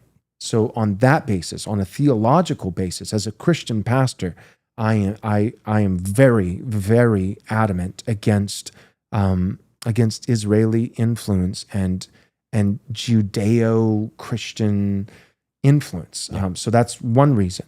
And then secondly, at a political level, I don't see America bending over backwards to make concessions with other foreign countries other than Israel and Ukraine to that degree. I mean, I think we do it with a lot of different people, but to that degree. And so religiously and politically, that's why I've gone so hard against Israel. But that said, if Trump cut ties with Israel and we were done with that, and all of a sudden there was more Muslims showing up at our doorstep, and he made some kind of alliance with all these Muslim nations, and then pastors, evangelical pastors. In France, where they're going to be invaded by Islam, if in 100 years they are you're right, absorbing Islamic doctrine into the church. And then, exactly. And then like evangelical pastors, if they started talking about Islamic Christian values. That's right. You know what I mean? Then you would hear me. So I hate Islam. Yeah, I do. But sometimes when you're picking your enemy, right, it's hard to fight like 100 battles all at the same time. Like you always have to practice triage and prioritize. And so for me, when I'm thinking of battles, usually just so the listener knows, if you're wondering like, why does Joel talk about the things he talks? It's usually just doing triage. And what I'm triaging is not just what's an enemy or who's an enemy, but what are the most threatening. I'm doing it by like the same way a doctor, if you go into the emergency room, you were in a car wreck, and you might have a scratched knee, but then you also have a piece of the steering wheel jabbed into, one of your lungs. Like they're not going to start, dressing your knee with Neosporin and a boo-boo Band-Aid. Like they're going to deal with the steering wheel that's lodged into one of your lungs, right? You pick the thing that's killing you the fastest, that's posing the biggest threat. And so when I look at America today, Islam is terrible. It has been a long-standing enemy of the church for 13 centuries. And if this was, the year 1300, right, then you would, and if they had podcasts back then, like you would hear me podcasting about Islam every single day, or if I was in England, I would it'd probably be somewhat equal talking about Islam and, but I'm in America, right. And we just have to admit, guys, America has been uniquely beholden to Israel. Right. And in the church, the evangelical church, we have uniquely carved it. We don't do this for Hinduism. We don't do it for Islam. We don't do it for Buddhism. We don't do it for any other world religion. And yet we've carved out, we'll say, technically it's not Christian, but this weird adjacent category for one false religion, namely Judaism, that we don't do for any other worldview. And so as an American and as a evangelical Christian pastor, and evangelicalism has been steeped in Zionism for 80 years, that's my context. So in my context, as an American in 2025 and an evangelical pastor, I am going to talk about Israel sucks, Judaism sucks, and we need to, it's poison in our body, and we need to be gagging ourselves and trying to throw up the poison that we've swallowed for 80 years, or the country's going to die, the church is going to die. We're in trouble. Yeah. Okay, we're going to hit our next commercial break. When we come back, we're going to wrap up with 2 different clips, Joel, that are going to put your statement just now to the test. Okay, so I'm excited to see your answer to the. Here, I'm gonna tease it so we get viewers that stick around. Okay. When we come back, I'll ask Joel the one question. No, not really. All right, here we go. Next commercial break. Running your business with purpose means looking beyond last month's numbers to next year's vision. Kaylee Smith offers CFO-level strategy scaled just for small businesses. At Midstate Accounting, she takes care of your compliance, bookkeeping, and tax returns while providing holistic advisory and fractional CFO services to help you steward your resources with a distinctly Christian perspective. Ready to align your finances with your future? Then call Kaylee Smith at 573-889-7278 for a free, no-obligation consultation. Mention the Right Response podcast to get 10% off your first 3 months. Prefer to explore online? Then you can visit midstateaccounting.net to learn more or schedule a call. Again, that's midstateaccounting.net.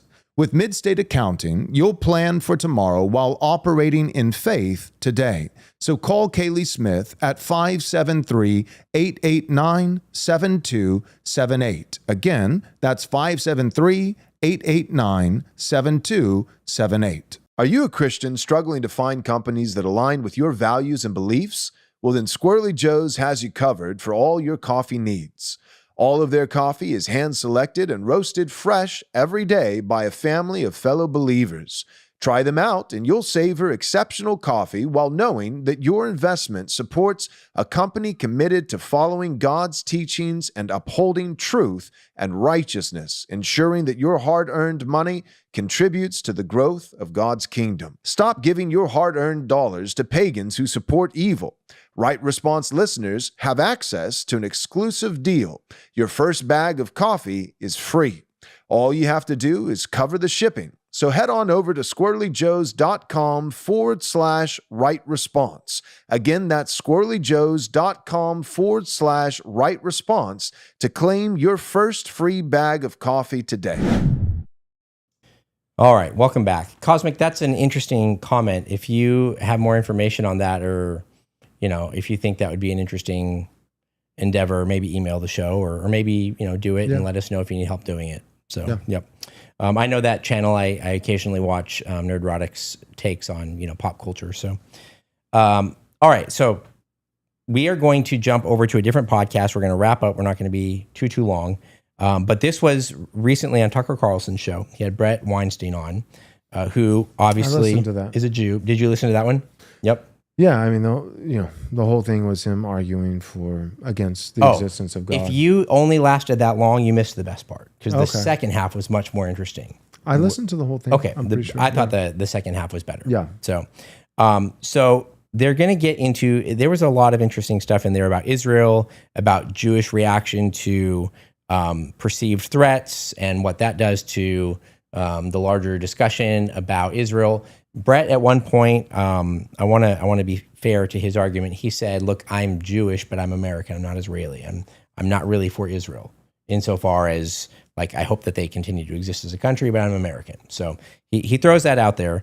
But he said something that I thought was really, really fascinating, specifically regarding an issue that a lot of us care greatly about, and that was the medical freedom movement that came out of COVID, where there was a whole band of doctors and researchers and medical professionals who lost their licenses. They put their careers on the line. They were censured, and really banded together to form and actually to do the research of how to treat people who had been vaccine injured from the COVID vaccine. We're really doing a lot of the stuff that the National Health Institute should have been doing. They put a lot on the line. And so he makes some interesting comments about how the Israel question, the question about how we ought to view Israel, is working itself through that movement. Okay, so we're going to listen to one clip, and then I'm just going to, just for a break, we'll come back. I'll say something in between, and then we'll listen to the second clip. And then, Joel, I'm interested to get your take on this. So, Nate, this is clip number 7, and then we'll pretty quickly after that go into clip number 8. I agree completely. Killing people for what their ancestors did, that couldn't be more anti-Christian, couldn't be more unreasonable. Everything about it I despise. I'm just fascinated by the dominance of this conversation in American politics. Part of it's real. We're moving toward war with Iran. That's why the only reason I'm involved in it is because of that. That's the only reason. And so you kind of have to respond to it, right? Unless you want your country to go to war yet again. But it's more than that. It's it does feel like this is being pushed on us. Like the race stuff was pushed on us. Well, okay, Am I being paranoid?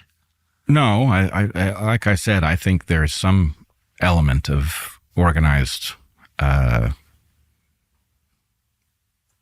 propaganda that pushes us in a direction.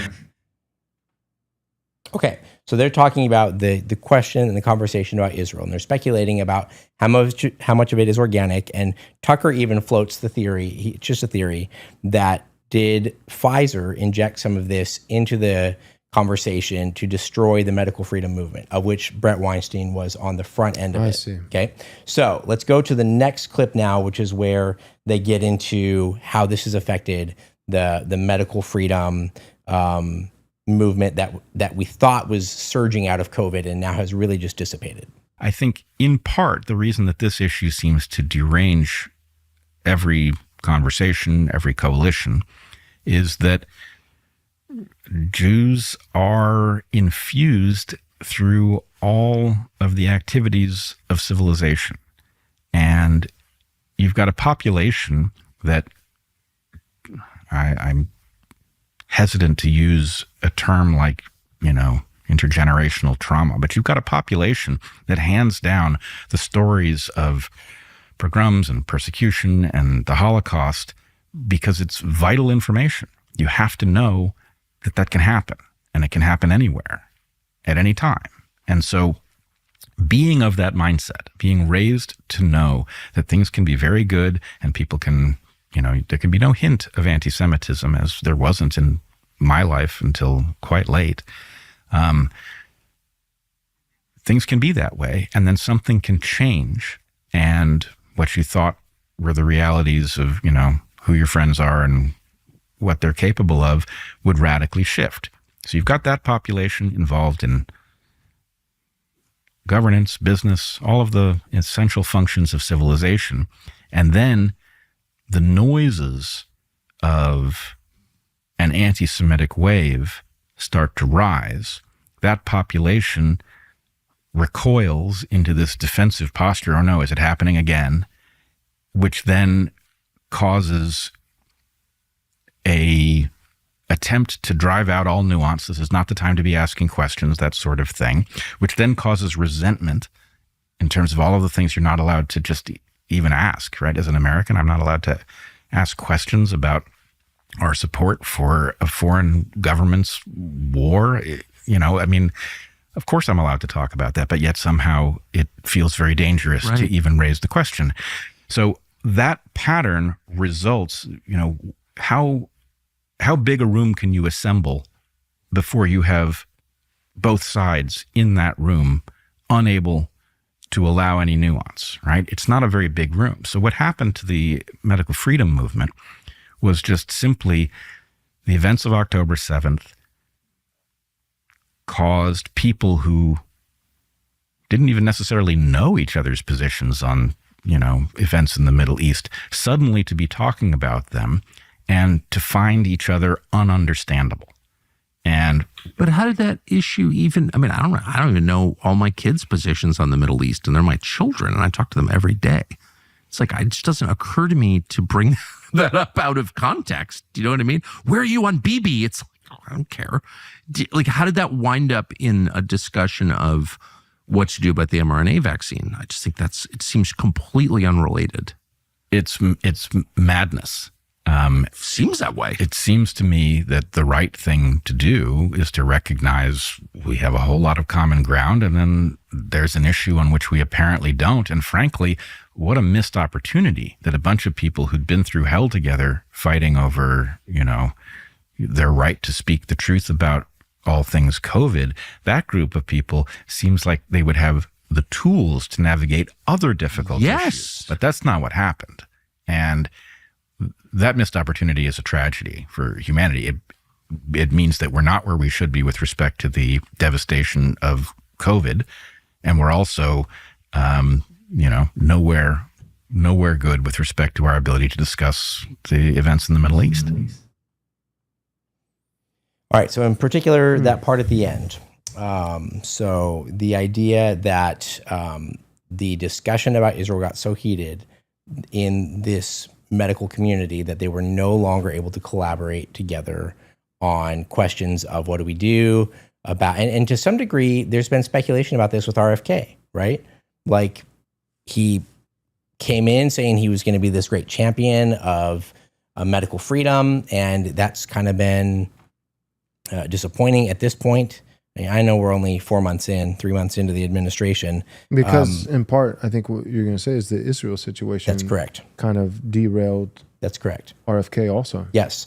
And so even in a seemingly unrelated field, which is vaccines and medicine and health, MAHA, Make America Healthy Again, even that seems to have people at the point where they cannot work together or simply cannot work because of either disagreement about Israel or Israel's influence on it. And Brett Weinstein seems to be making the claim that at least part of it is just people being so diametrically opposed to each other on that issue that they can't then go back to work at the table and work on medical freedom. Yeah. Yeah, it's different than other issues. Yep. It really is. So that doesn't surprise me that it's like a make or break level issue where, because there's lots of other things where people can, reach across the aisle and, and link arms and be co-belligerents on X and Y and Z, even though they disagree on A or B or C. But Israel is not one of those things. It's not. And I think part of it, I thought the most insightful part of that clip that was, I was not really helpful for me because I've been, I think acutely aware of this for some time now, but just another confirmation for me was when Weinstein said, he said, people have been on edge. He said, like I never really experienced anti-Semitism, until recently, as of late. And he said, but every Jewish kid, this is essentially what he was conveying. Every Jewish kid, is raised with, parents or grandparents having the talk. Yep. Exactly. Having the talk that, that you're very, very special. And there's a very, lots of people have arguments and lots of people end up, this nation hates that nation and this family doesn't like that family. And like there's, human conflict is tale as old as time. It goes all the way back to Genesis 3. And so everybody has problems. Everybody has conflict. But you, little Jew, little Jewish boy, little Jewish girl, you are very special. And the conflicts that you have are also very special conflicts. And everybody has people that hate them. I have 1 million people that hate me. I get slandered all the time. I mean, there's a well-known Reformed minister who just stepped down from eldership today for slandering people and personally emailed me because I'm one of the people that he slandered for 2 years and dragging out things. And so I know what it is to be hated, but nobody ever told me as a little boy that when people hate me, it's a special magical hatred. Because no one ever told me growing up that I'm a special magical person. I never grew up thinking, there's different peoples and different races and different nationalities, but there's one magical nationality, one magical race of people, and you belong to that. And everybody has conflicts, and everybody at times is persecuted. But when you're persecuted and when you experience conflict, it's a magical, special conflict and hatred. And so he's talking about, every little Jewish boy and Jewish girl has the talk. And what is the talk? The talk is that terrible, terrible things were done to you. And at any moment, it could happen again. Like, I just for a moment, and I'll get to your overarching question, but I just wonder, like, does every young German boy and German girl have that talk? Like, with the millions of Germans that were raped, millions of Germans that were murdered on the back end of World War II, finding Germans in other countries all over the world, and just because they spoke German, they were rounded up, and firing squads would put mobs of Germans and mow them down, women, children, all of them. I mean, millions. I just wonder, does every little German, in Germany, do little German boys and little German girls, do they sadly, grow up? They kind of do. They get the talk, don't be assertive, don't be, so they get to some the talk degree, they do get a kind of talk that's like right, that. but they get it in the opposite direction. Yes, you're right. So the German people have been incredibly disenfranchised, and they have just as much persecution in their background, in their heritage, as Israel. If I don't want to get into it because it'll get derailed. There's an argument to be made of more and less. And do you mean all the way over time, or specifically around like the 1900s? I mean around the same time. Yeah. So I think his point is the pogroms go back into like the 1300s, the 1200s. They go back pretty much from the beginning. Yeah, 109 countries. Yeah, that they've been persecuted in. Yeah. I always wonder why. 109 countries. It's a lot of places to get kicked out of. Wes made an insightful comment. I don't know if you heard it. It was months ago. He said sometimes they got kicked out because the country owed them money and didn't want to pay, and they were convenient. I believe that. Yeah, so I believe that. I'm gonna say there were probably some of those. That were maybe. I'm sure some were unjust. That's a lot. That's the point of 109 is the reason why that number, I think, matters is not because it's 109 with no discrepancies and that there wasn't any injustice that has ever been done. The point, I think, when people say 109, that's kind of a lot, like I just did, is to say that injustices do take place, but it's somewhat rare for 109 injustices to take place and not one of them be valid. Right. I think that's the point. But anyways, for him, so that clip with him and Tucker, Brett and Tucker, to say, like every Jew has had the talk.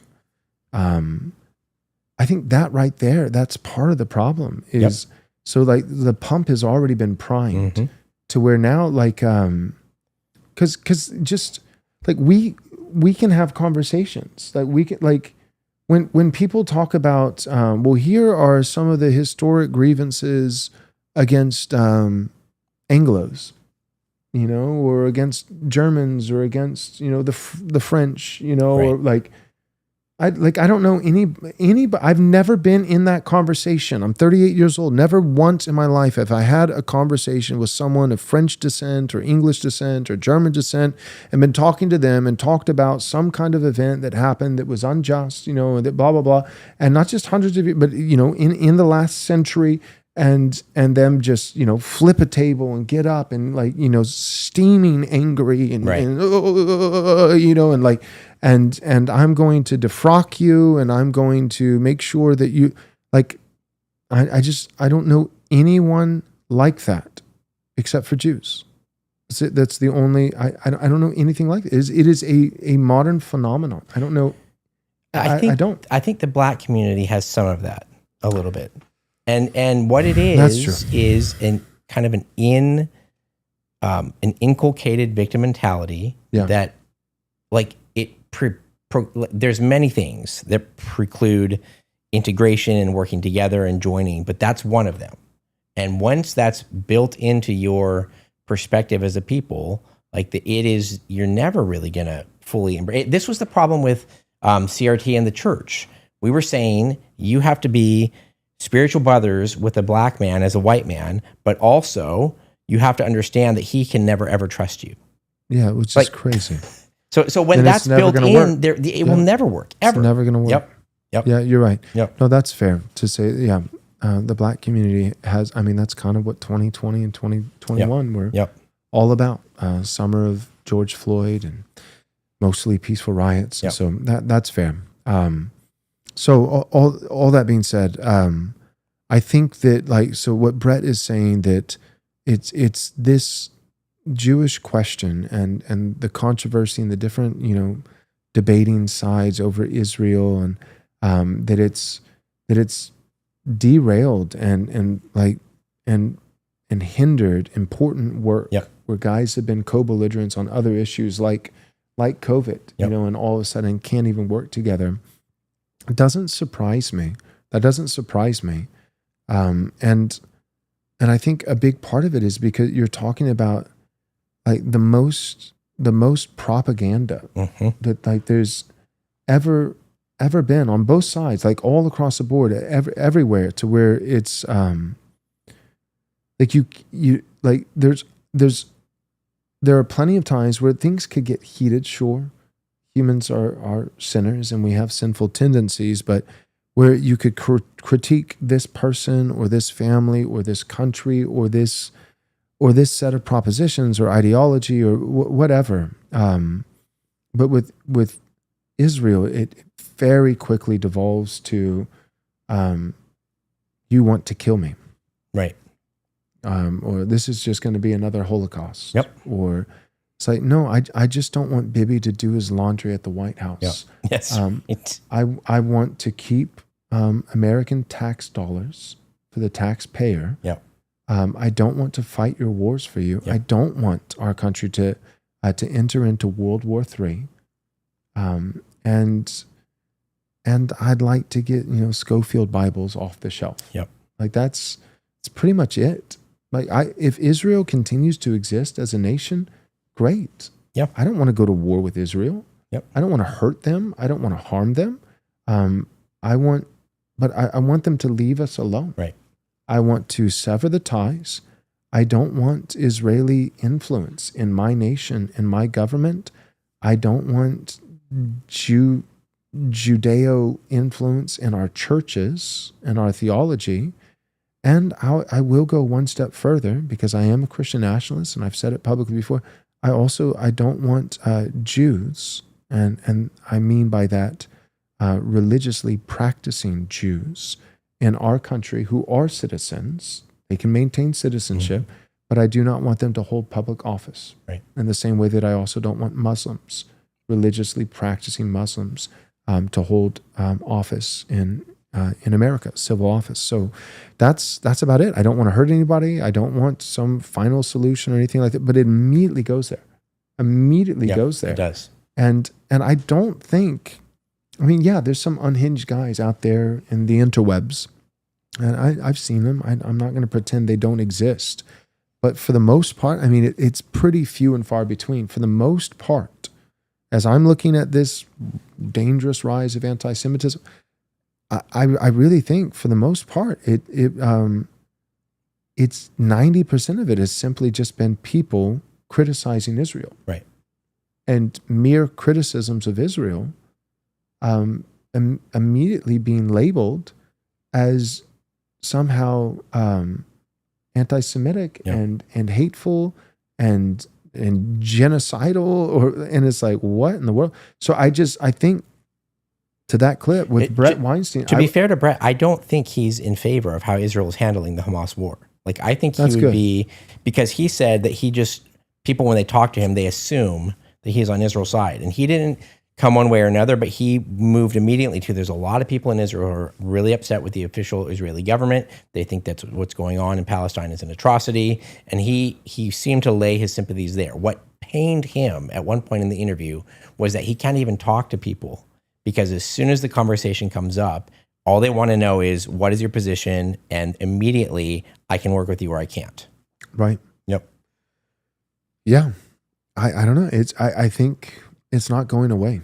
Like, you and I have talked about this, Michael, for a while, and it's not going away. I think it is like the issue of our time.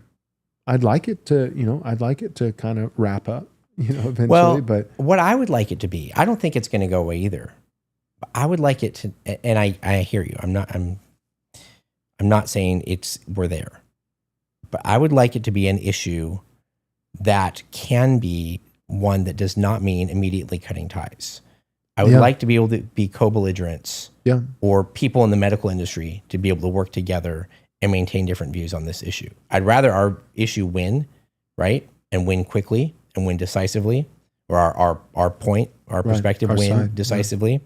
But in the meantime, like, I don't know, maybe it is that fundamental of an issue. And Joel, I think you think it is. It's a tier 1 issue triage-wise. But to me, the fact that we can't now establish medical policy because of this issue, like, there's a part of me that gets angry too. I told you in the break, I was like, even that, so if that's the case, then even that is Zionism or favor with Israel, getting to determine even who I get to be mad at, right? Like it's like, you don't get to tell me which people in my country I'm going to draw a line with and disagree with, right? But this issue is so deep that it even descends or penetrates to that level where we don't even get to logically make our own ideological enemies in this country. We have to be told by an outside agent who our ideological enemies have to be within our own country. And even that makes me mad. Yeah. Yeah, I get that. I get it. I don't know. I think I could be wrong, but I think a lot of it is just on this issue. Part of the reason why there's so much distrust is because it just you're talking about back to what we were saying earlier, natural affections and where someone's allegiance actually lies. Because on this issue, it's like, I mean, like, how many Americans, love Israel more than America? Right. Like, if we were to pick any country in the world that Americans would love above their own country, it would have to, the number one would have to be Israel. Oh, yeah, hands down. By a landslide. So you're talking about maybe Mexico. We have a lot of Mexican immigrants. Yeah. But my point is that like you're talking about loyalties. You're talking about it just gets quickly right to the heart of trust. Of like, whose side are you on? Can I trust you? And then for, the pro Israel side, it's like, they've watched Schindler's List, 4,000 times, and or 6 million times, and so they're like, well, I can't trust you because you killed my grandma and you're going to kill me too. And so like on one side, even Brett, who I'll give you credit. I give him credit. And I appreciate you sharing this clip, Michael, because it's, I think he's one of the better guys to use. Right. Like he's pretty even keel, down to earth, level-headed, not hyperbolic, not overly emotional. But even for him, like that language is pretty intense language of, every Jewish child gets the talk that at any moment things could look good, but anti-Semitism can rise in an instant and the Holocaust could happen again any day. Right. Tomorrow could be the day. Right. Maybe it's a year from now, maybe it's a decade, but the Holocaust for sure happened. The math for sure checks out. The ovens, it all worked. It is exactly 6 million, probably more, but definitely no less. And it definitely happened exactly like you've been told. And it could happen again tomorrow, probably next week. I mean, the Jew thinks of the future impending Holocaust the way the dispensationalist thinks about a rapture. The rapture. That's right. Like, honestly.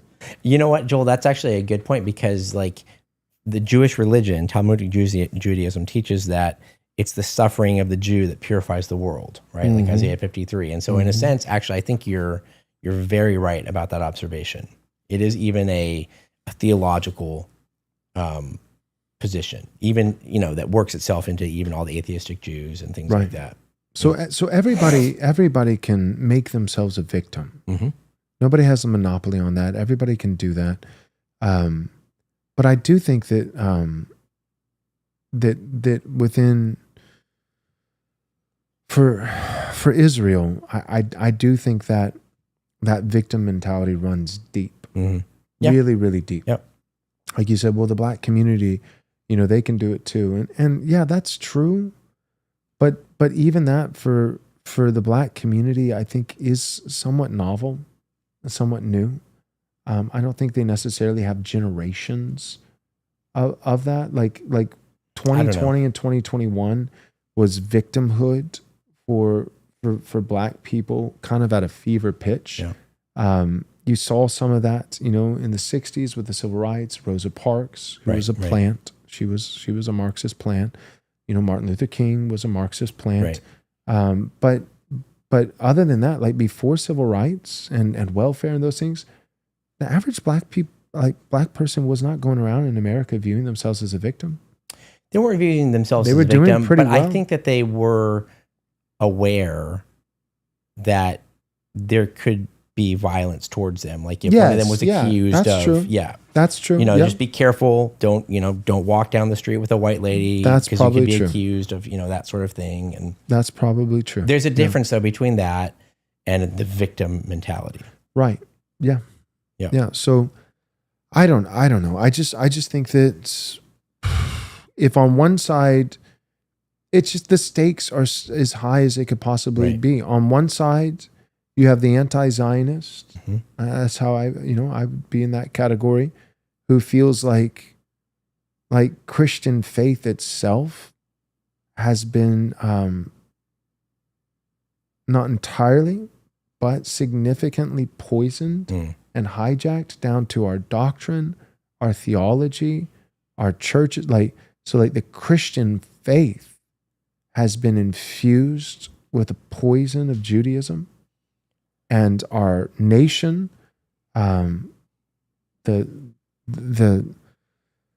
been infected by foreign interests with multiple nations, but Israel having the strongest hand on our nation. And so at a political level, as a patriot who cares about America first, as a Christian. So on one side, it's like the stakes couldn't be any higher. You see it as like Israel derailed historic Christianity in many ways, and is constantly influencing our country and its politics. And then on the other side, their position is tomorrow. 6 million Jews 80 years ago and 60 million tomorrow. It's just a matter of time. And anti-Semitism, like every group has people that hate them, but ours is special. We have a special name for it and everything. It's not just racism. We're more important than that. We have a special word, anti-Semitism, and it can happen at any moment. And if it does happen, it's a life and death issue, and it could literally drop of a hat. And so I just think like if those are the two positions, one is you subverted my faith and my country, and the other is tomorrow you might kill me. But a lot of the doctors are not even Christian, right? A lot of the what? The people in the medical freedom community are not going to be seeing the stakes in that. Like, they might not have the religious tone to it.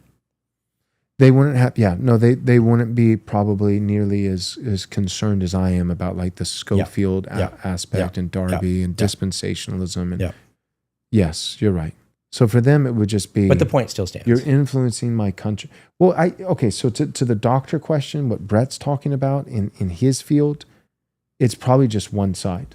It's probably just, you're being it's probably just the Zionist side saying you're being anti-Semitic and you're threatening my way of life and you're making me not feel safe and I can't work with you. The counter to that is probably not what we are. It's probably pro-Palestinian. Right. Yeah, for me, it's pro-American and pro-Christ. Right.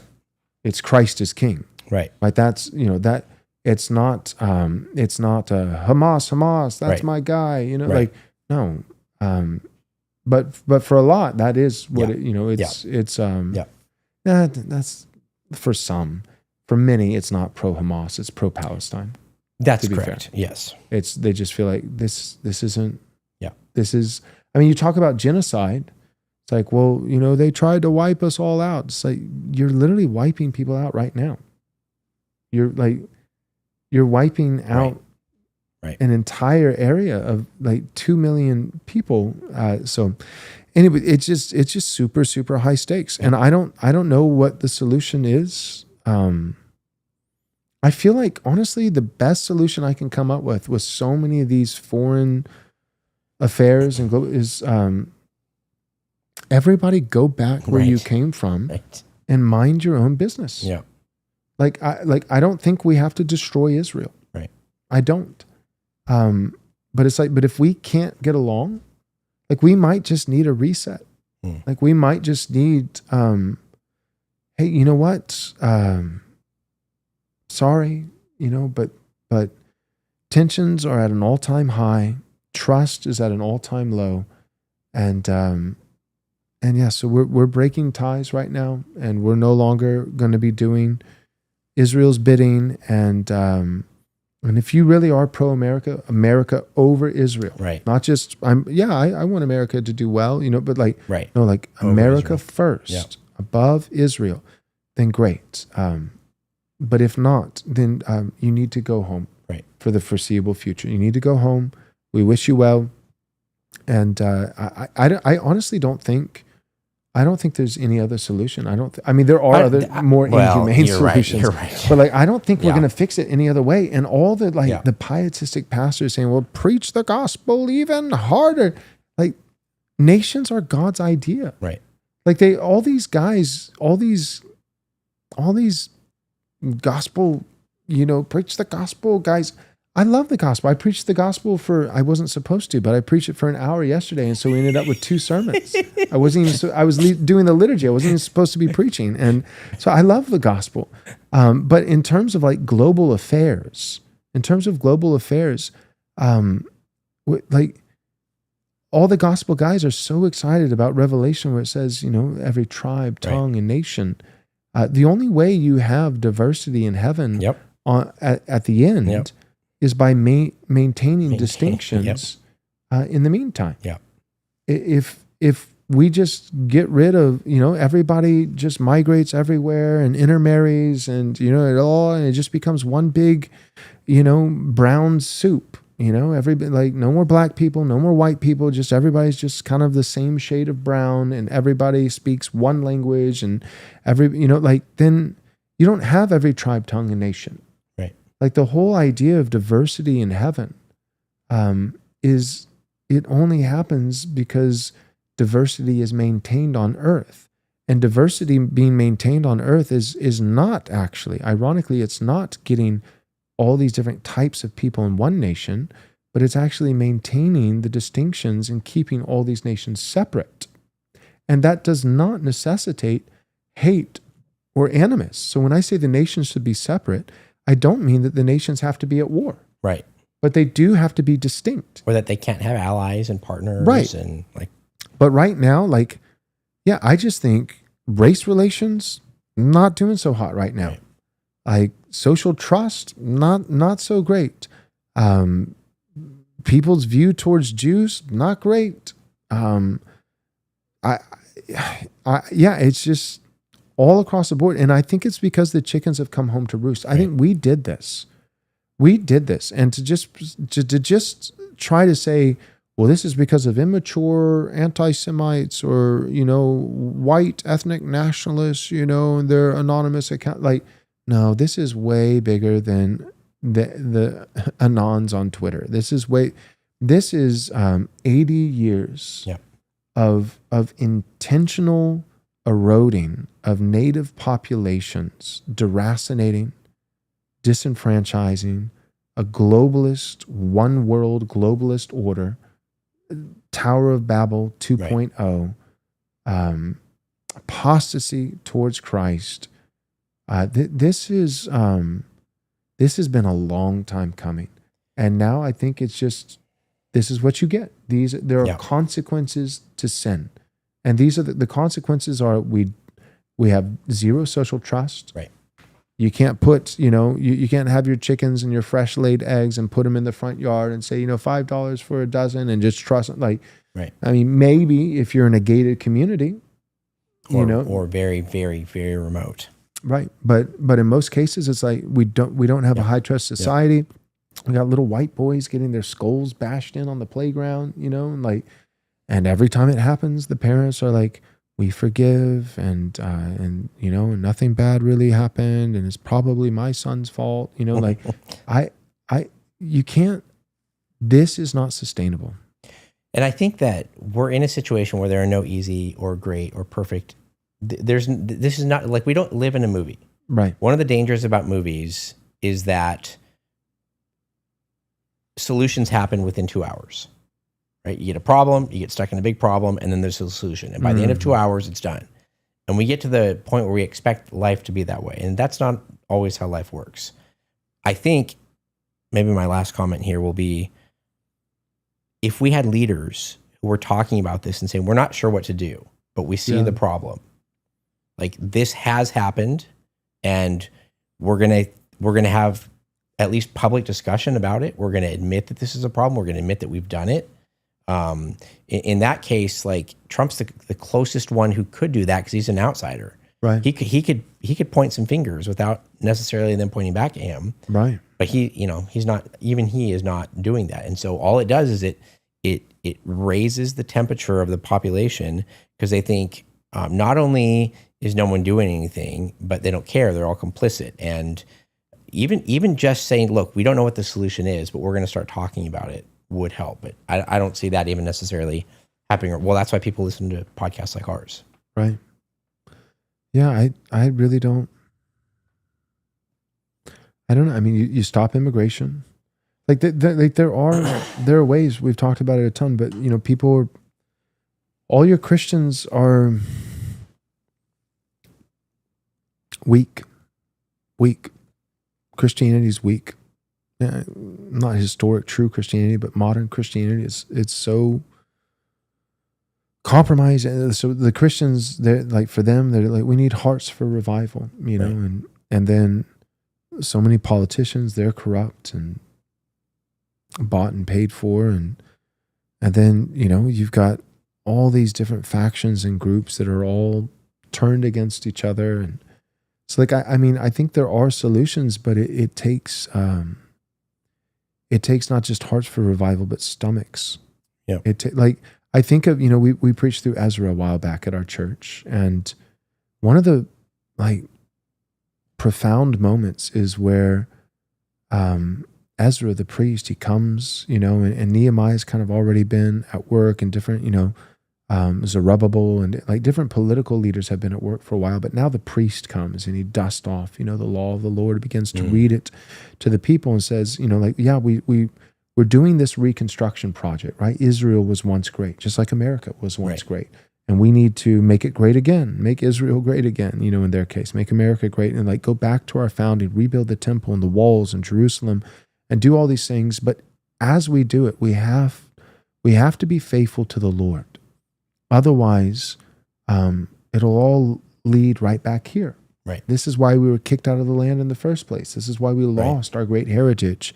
And so he begins to read to them the law of the Lord. And he said, like, it's not enough to just rebuild the temple and the walls and rebuild the city, but we also have to purge ourselves of every ounce of unfaithfulness and corruption. Right. And so then he reads the law of the Lord and he says, all right, and here are some practical things. Well, one of the things we're going to have to do is you guys are going to have to send away your own wives and children. Your pagan wives, your foreign wives. They had married foreigners who worshiped foreign gods. Right. And they had to send away their wives and children. Entire families are severed and broken apart. And what I'm saying is, I'm saying that if you want to rebuild the ruins, it comes at a cost. It's not just, hearts for revival. No, like when you've been off the rails for 80 years, just like Israel had been in captivity for 70 years in Babylon, like when you've been off the rails for a very long time, you've been rebelling against God for a very long time, then to actually get recalibrated is costly. Right.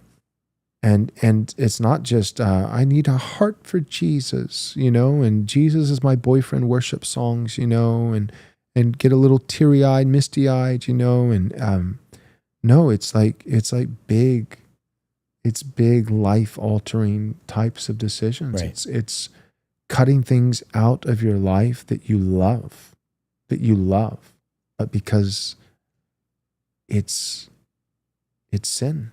It's unbiblical. And so like for a nation like ours, like honestly, a nation like ours, we are ruined on multiple levels. We're ruined because a bunch of heritage Americans, right? So it's not just the foreigners, but a bunch of heritage Americans have apostatized against the Lord Jesus Christ and abandoned their first love. And we can't ever forget that.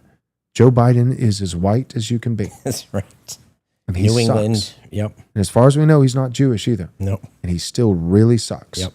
So white, non-Jewish guy, absolutely devastating the country. Yep. Some of the worst policies we've ever had. Yep. So it's, you know, so at every level, even your heritage Americans have turned their backs against the Lord Jesus Christ and must repent. Beyond that though, practically, like we want to make America great again. I look at like God's plan for making Israel great again, and it looked like mass deportations. And I don't think we have the stomach for it. I really don't. 100 million. I'm going to just say that number. I think 100 million people, if you're serious and you want your country back, 30 to 40 million just in the last 4 years. I say 100 million, that representing, I would say probably back to just the 2000s, basically. 2000s, maybe getting into the 90s. We're not going to do that. But Joel, we're also not going to get the country back that we had 200 years ago, right? Like something we don't need the country is going to be built. That's true. We don't need the country from 200 years ago. Well, from 100 years ago even. You know, I mean, number one, When the I world say is 100 just- million, I'm thinking 20 to 30 years. Yeah. Okay. Fair enough. That's how many people. That's Like, think about that. No country can sustain that. Yep. With 330 to 350 million total population, we took in 40 in the last 4 years. Right. Over 10% of your nation's population in less than half of a decade. Right. That is incredible. Like that, like there's no way any nation can survive that. And so when I say 100 million, I'm not saying to go back 100 years. I'm just, that number for me represents every first generation immigrant who's not. So I'm not even saying like I'm to me that's a really moderate milquetoast position. Like I'm not saying. I think saying it that way is a little bit easier. Yeah. I don't like, number one, 100 million people, that shocks people. It does shock people. And maybe that does need to shock people. Yeah. But I think saying like first generation Americans need to be presented with, you cleave to America or America is not the place for you. Yeah. Yeah. And cleaving to America needs to be. It needs to be biblical cleaving. Clearly outlined. What does that mean? Yes. Because I think a lot of them will not want to do that. And you know what? Right. Honestly, like maybe you shouldn't want to do that. You probably are still more attached to your country, your nation of origin. Yeah. Yeah. So I think some kind of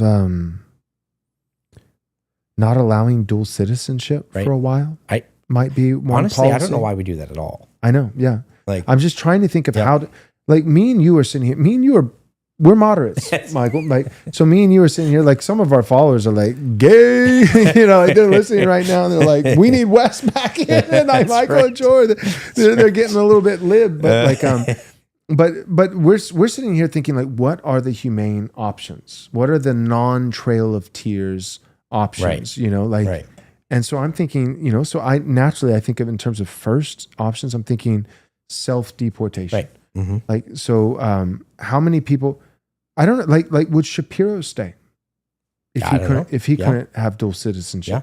I don't know. That would be interesting. I mean, he has said, I think he loves America. Yep. Insofar as it can serve Israel. But he is like, I think he does love America at some level, but he has, by his own admission, he has said like part of his the way he views his calling and his purpose here in America is to influence conservatives in America in a pro-Israel direction. Right. Because that's his people. Yeah. Yeah. At the end of the day, it's like, those are my people. I don't think anyone should be here.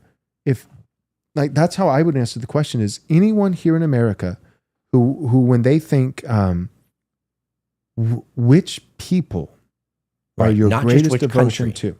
Political. Who are your people? Yes. Like, you know, and that being tiered, there's number one, number two. Yep. Anybody who's number one is some people other than America shouldn't be here. Yep. They just shouldn't be here. Like for me, I have nowhere to go. Right. I have nowhere else to go. Right. And that's the thing. Like a lot of these people, it's like, oh, well, that's rude, or that's no. A lot of these people, they actually do have places to go. Right. They really do. They can go live in Israel. Yep. You know, or they can go live in Brazil, or they can go live in South Korea, or they can go like they actually do have places to go. Yep. You and me don't have anywhere to go. Right. This is our country. Right. This is the only one we got. Yep. And so I'm not trying to be bombastic. I'm really not. I feel like I'm pretty tame in this episode, but I think like doing whatever we can to help self-deport 100 million. So the illegal immigrants, you round them out. Yes. And you get them out. But it's more, here's the thing that I'm just trying to help Christians, especially understand without, it's like, guys, I'm not being hateful towards different races or colors or national, like, but you, as Christians, you have to see, we need to get every illegal out of the country, but beyond that, that's still not enough. Well, it's not. It's like when we say we love women by wanting to destroy feminism. Yes. Because we want them to do what God has created them specially and uniquely to do. And unless they're, like, again, the caveat that we made earlier, there sometimes are legitimate reasons for people to be displaced. Right. Got it. But apart from that, like, people should be with their people. Yes. It is like that. It's just better. Right. And we're not going to be, so I don't know. We understand that we live in a time in history where there's a lot of movement, there's a lot of trade. Like there are some reality. We're not shutting down all global travel, right? Like that is going to happen. But the ideal and the goal and the aim is you should love your people, first of all, and you should be with your people, right? Right. You should love your people and you should be with your people. Yeah, I agree. As a general rule. Yep. And because we've gone so far away from that, when you move away from something, you have to correct. You have to correct back and sometimes a little bit further. Yeah. And so that's the prescription. The prediction is I don't think it's going to happen. I don't think so either. I don't think it's going to happen. I think we're done. Like honestly, like and people are like, well, I thought you were post-millennial. I am post-millennial. I think the church will win. Christ will win, not despite a puny, weak, losing bride, but Christ will win through his church, gradually through human history. But America, and I'm not saying the country will end tomorrow or anything, but I think something called America will continue. Well, like Rome did for a long time. Yeah. I think it'll still, the United States of America, but no, I think it's too late and we don't have the will. It's not too late if we had the will, but we don't. The will requires 100 million. 100 million have to go. They don't have to be hurt. They don't have to be harmed. But they politely, respectfully, they have to go. And we're not going to do that. And I hope for future generations, for my great-great-grandchildren, I hope that books are written, and I hope that people remember this and that it's clear, because so many things are lost to antiquity, But I hope it's clear and people remember America was once a powerful Christian nation, and it was destroyed because they didn't want to be called racist. That's right. I want people to know that is the truth. How did it happen? How did the superpower of the world lose all of its strength? I want people to know, in the end, the greatest nation in human history collapsed because boomers didn't want to be called racist. That's a major part of it. Yeah. It's a major part of it. That's not to say that there's no other element, but that we had a country, and we could have kept it, and we said nope. 100 million from the four corners of the earth. You don't speak English? Great, come on in. You hate America? You hate it? Come on in. You're beholden to Israel and not come on in. Get in here. We can't wait for you to come here. Get in here. A million there, a million there, a million, a million, a million, a million, a million. And we did that and we did it fast in 30, 40 years. Yeah. 100 million people. And you do that, and there's only one way out, and it's an iron stomach. It's like grit, and we don't have it. We don't have grit. So I think we're done. I really do, as a country, not the Church of Jesus Christ, but I think we're done. That said, we have so much that we've accrued over time because of the blessings of God and faithfulness. Long past at this point, but faithfulness that used to be there and accruing blessings. I think we can coast for a while, so I don't think anything's happening tomorrow, but I think we're done. I'm hopeful, though. I think eventually what we'll probably get is succession. I think America will be broken up. Yeah, we'll probably get so 5 or 6 different countries out of it, somewhat like Europe. Yeah. I mean, it's just a massive landmass to just be one country and to stay united for a millennium is kind of a tall task, honestly. It's kind of like wishful thinking to begin with. Yep. That a country this size, not just population, people, but geographically, So I think we're on the decline.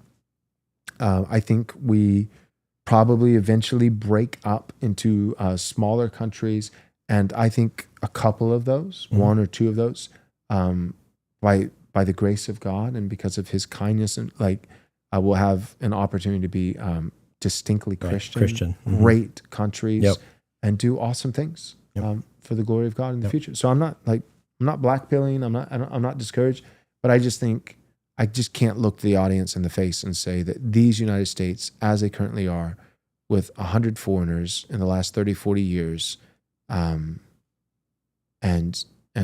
even the heritage Americans, full apostasy towards the Lord Jesus and Christ. hating our country too. And hating our country. Yeah. And murdering, 70 million babies just in the last half century. And but yeah, we're gonna pull out of this nosedive. We're gonna make it, guys. We're gonna be fine. I just feel like that's a joke. And I don't know. At a certain point, I just get tired of the joking. There's just no way. Any final thoughts for you, Michael? Succession though could work. Could work. That could work. That's actually, I'm not saying Texas is the Christian Mecca. We've got our problems. One of the reasons we moved to Texas is in its constitution, it preserved the right to secede. Now, that would have to obviously be, the South thought it could secede too. Right. But it's at least on the document. Right. Yeah. And I think you could actually have, hopefully it wouldn't just be Texas, but I agree. Texas, Oklahoma, Louisiana, Yep. like Alabama, and going through Florida. So you have you have the whole Gulf of America. Gulf of Texas. Gulf of Texas, yeah.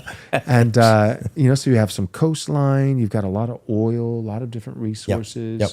And could be amazing. Yeah. Could be really good. And, so like nations, we just, our lives are so short. We're true. just like the Bible says, we're a vapor, a breath, dust. Like dew of the grass. It's here in the morning and gone by lunch. And that's, but in the big scope, if you pan out, nations just, they rise and fall. Yep. All the time. And I love our nation. I don't want to see it fall, but I'm not in charge. I'm not in charge. I wish I was, but I'm not. And I'm never going to be in charge because, not on that level. Not on that level, and so so I'll keep talking, and keep preaching and hope that some people listen and all those kinds of things. But for the most part, I think America has made up its mind that it wants to be defeated. It really does. It wants to be defeated. So, all right. On that Thanks note, for tuning in. Yeah, great day. And let's see. So Wednesday we have a couple. Can I just read the super chats real quick? Yeah, go ahead. Sorry to get to these late.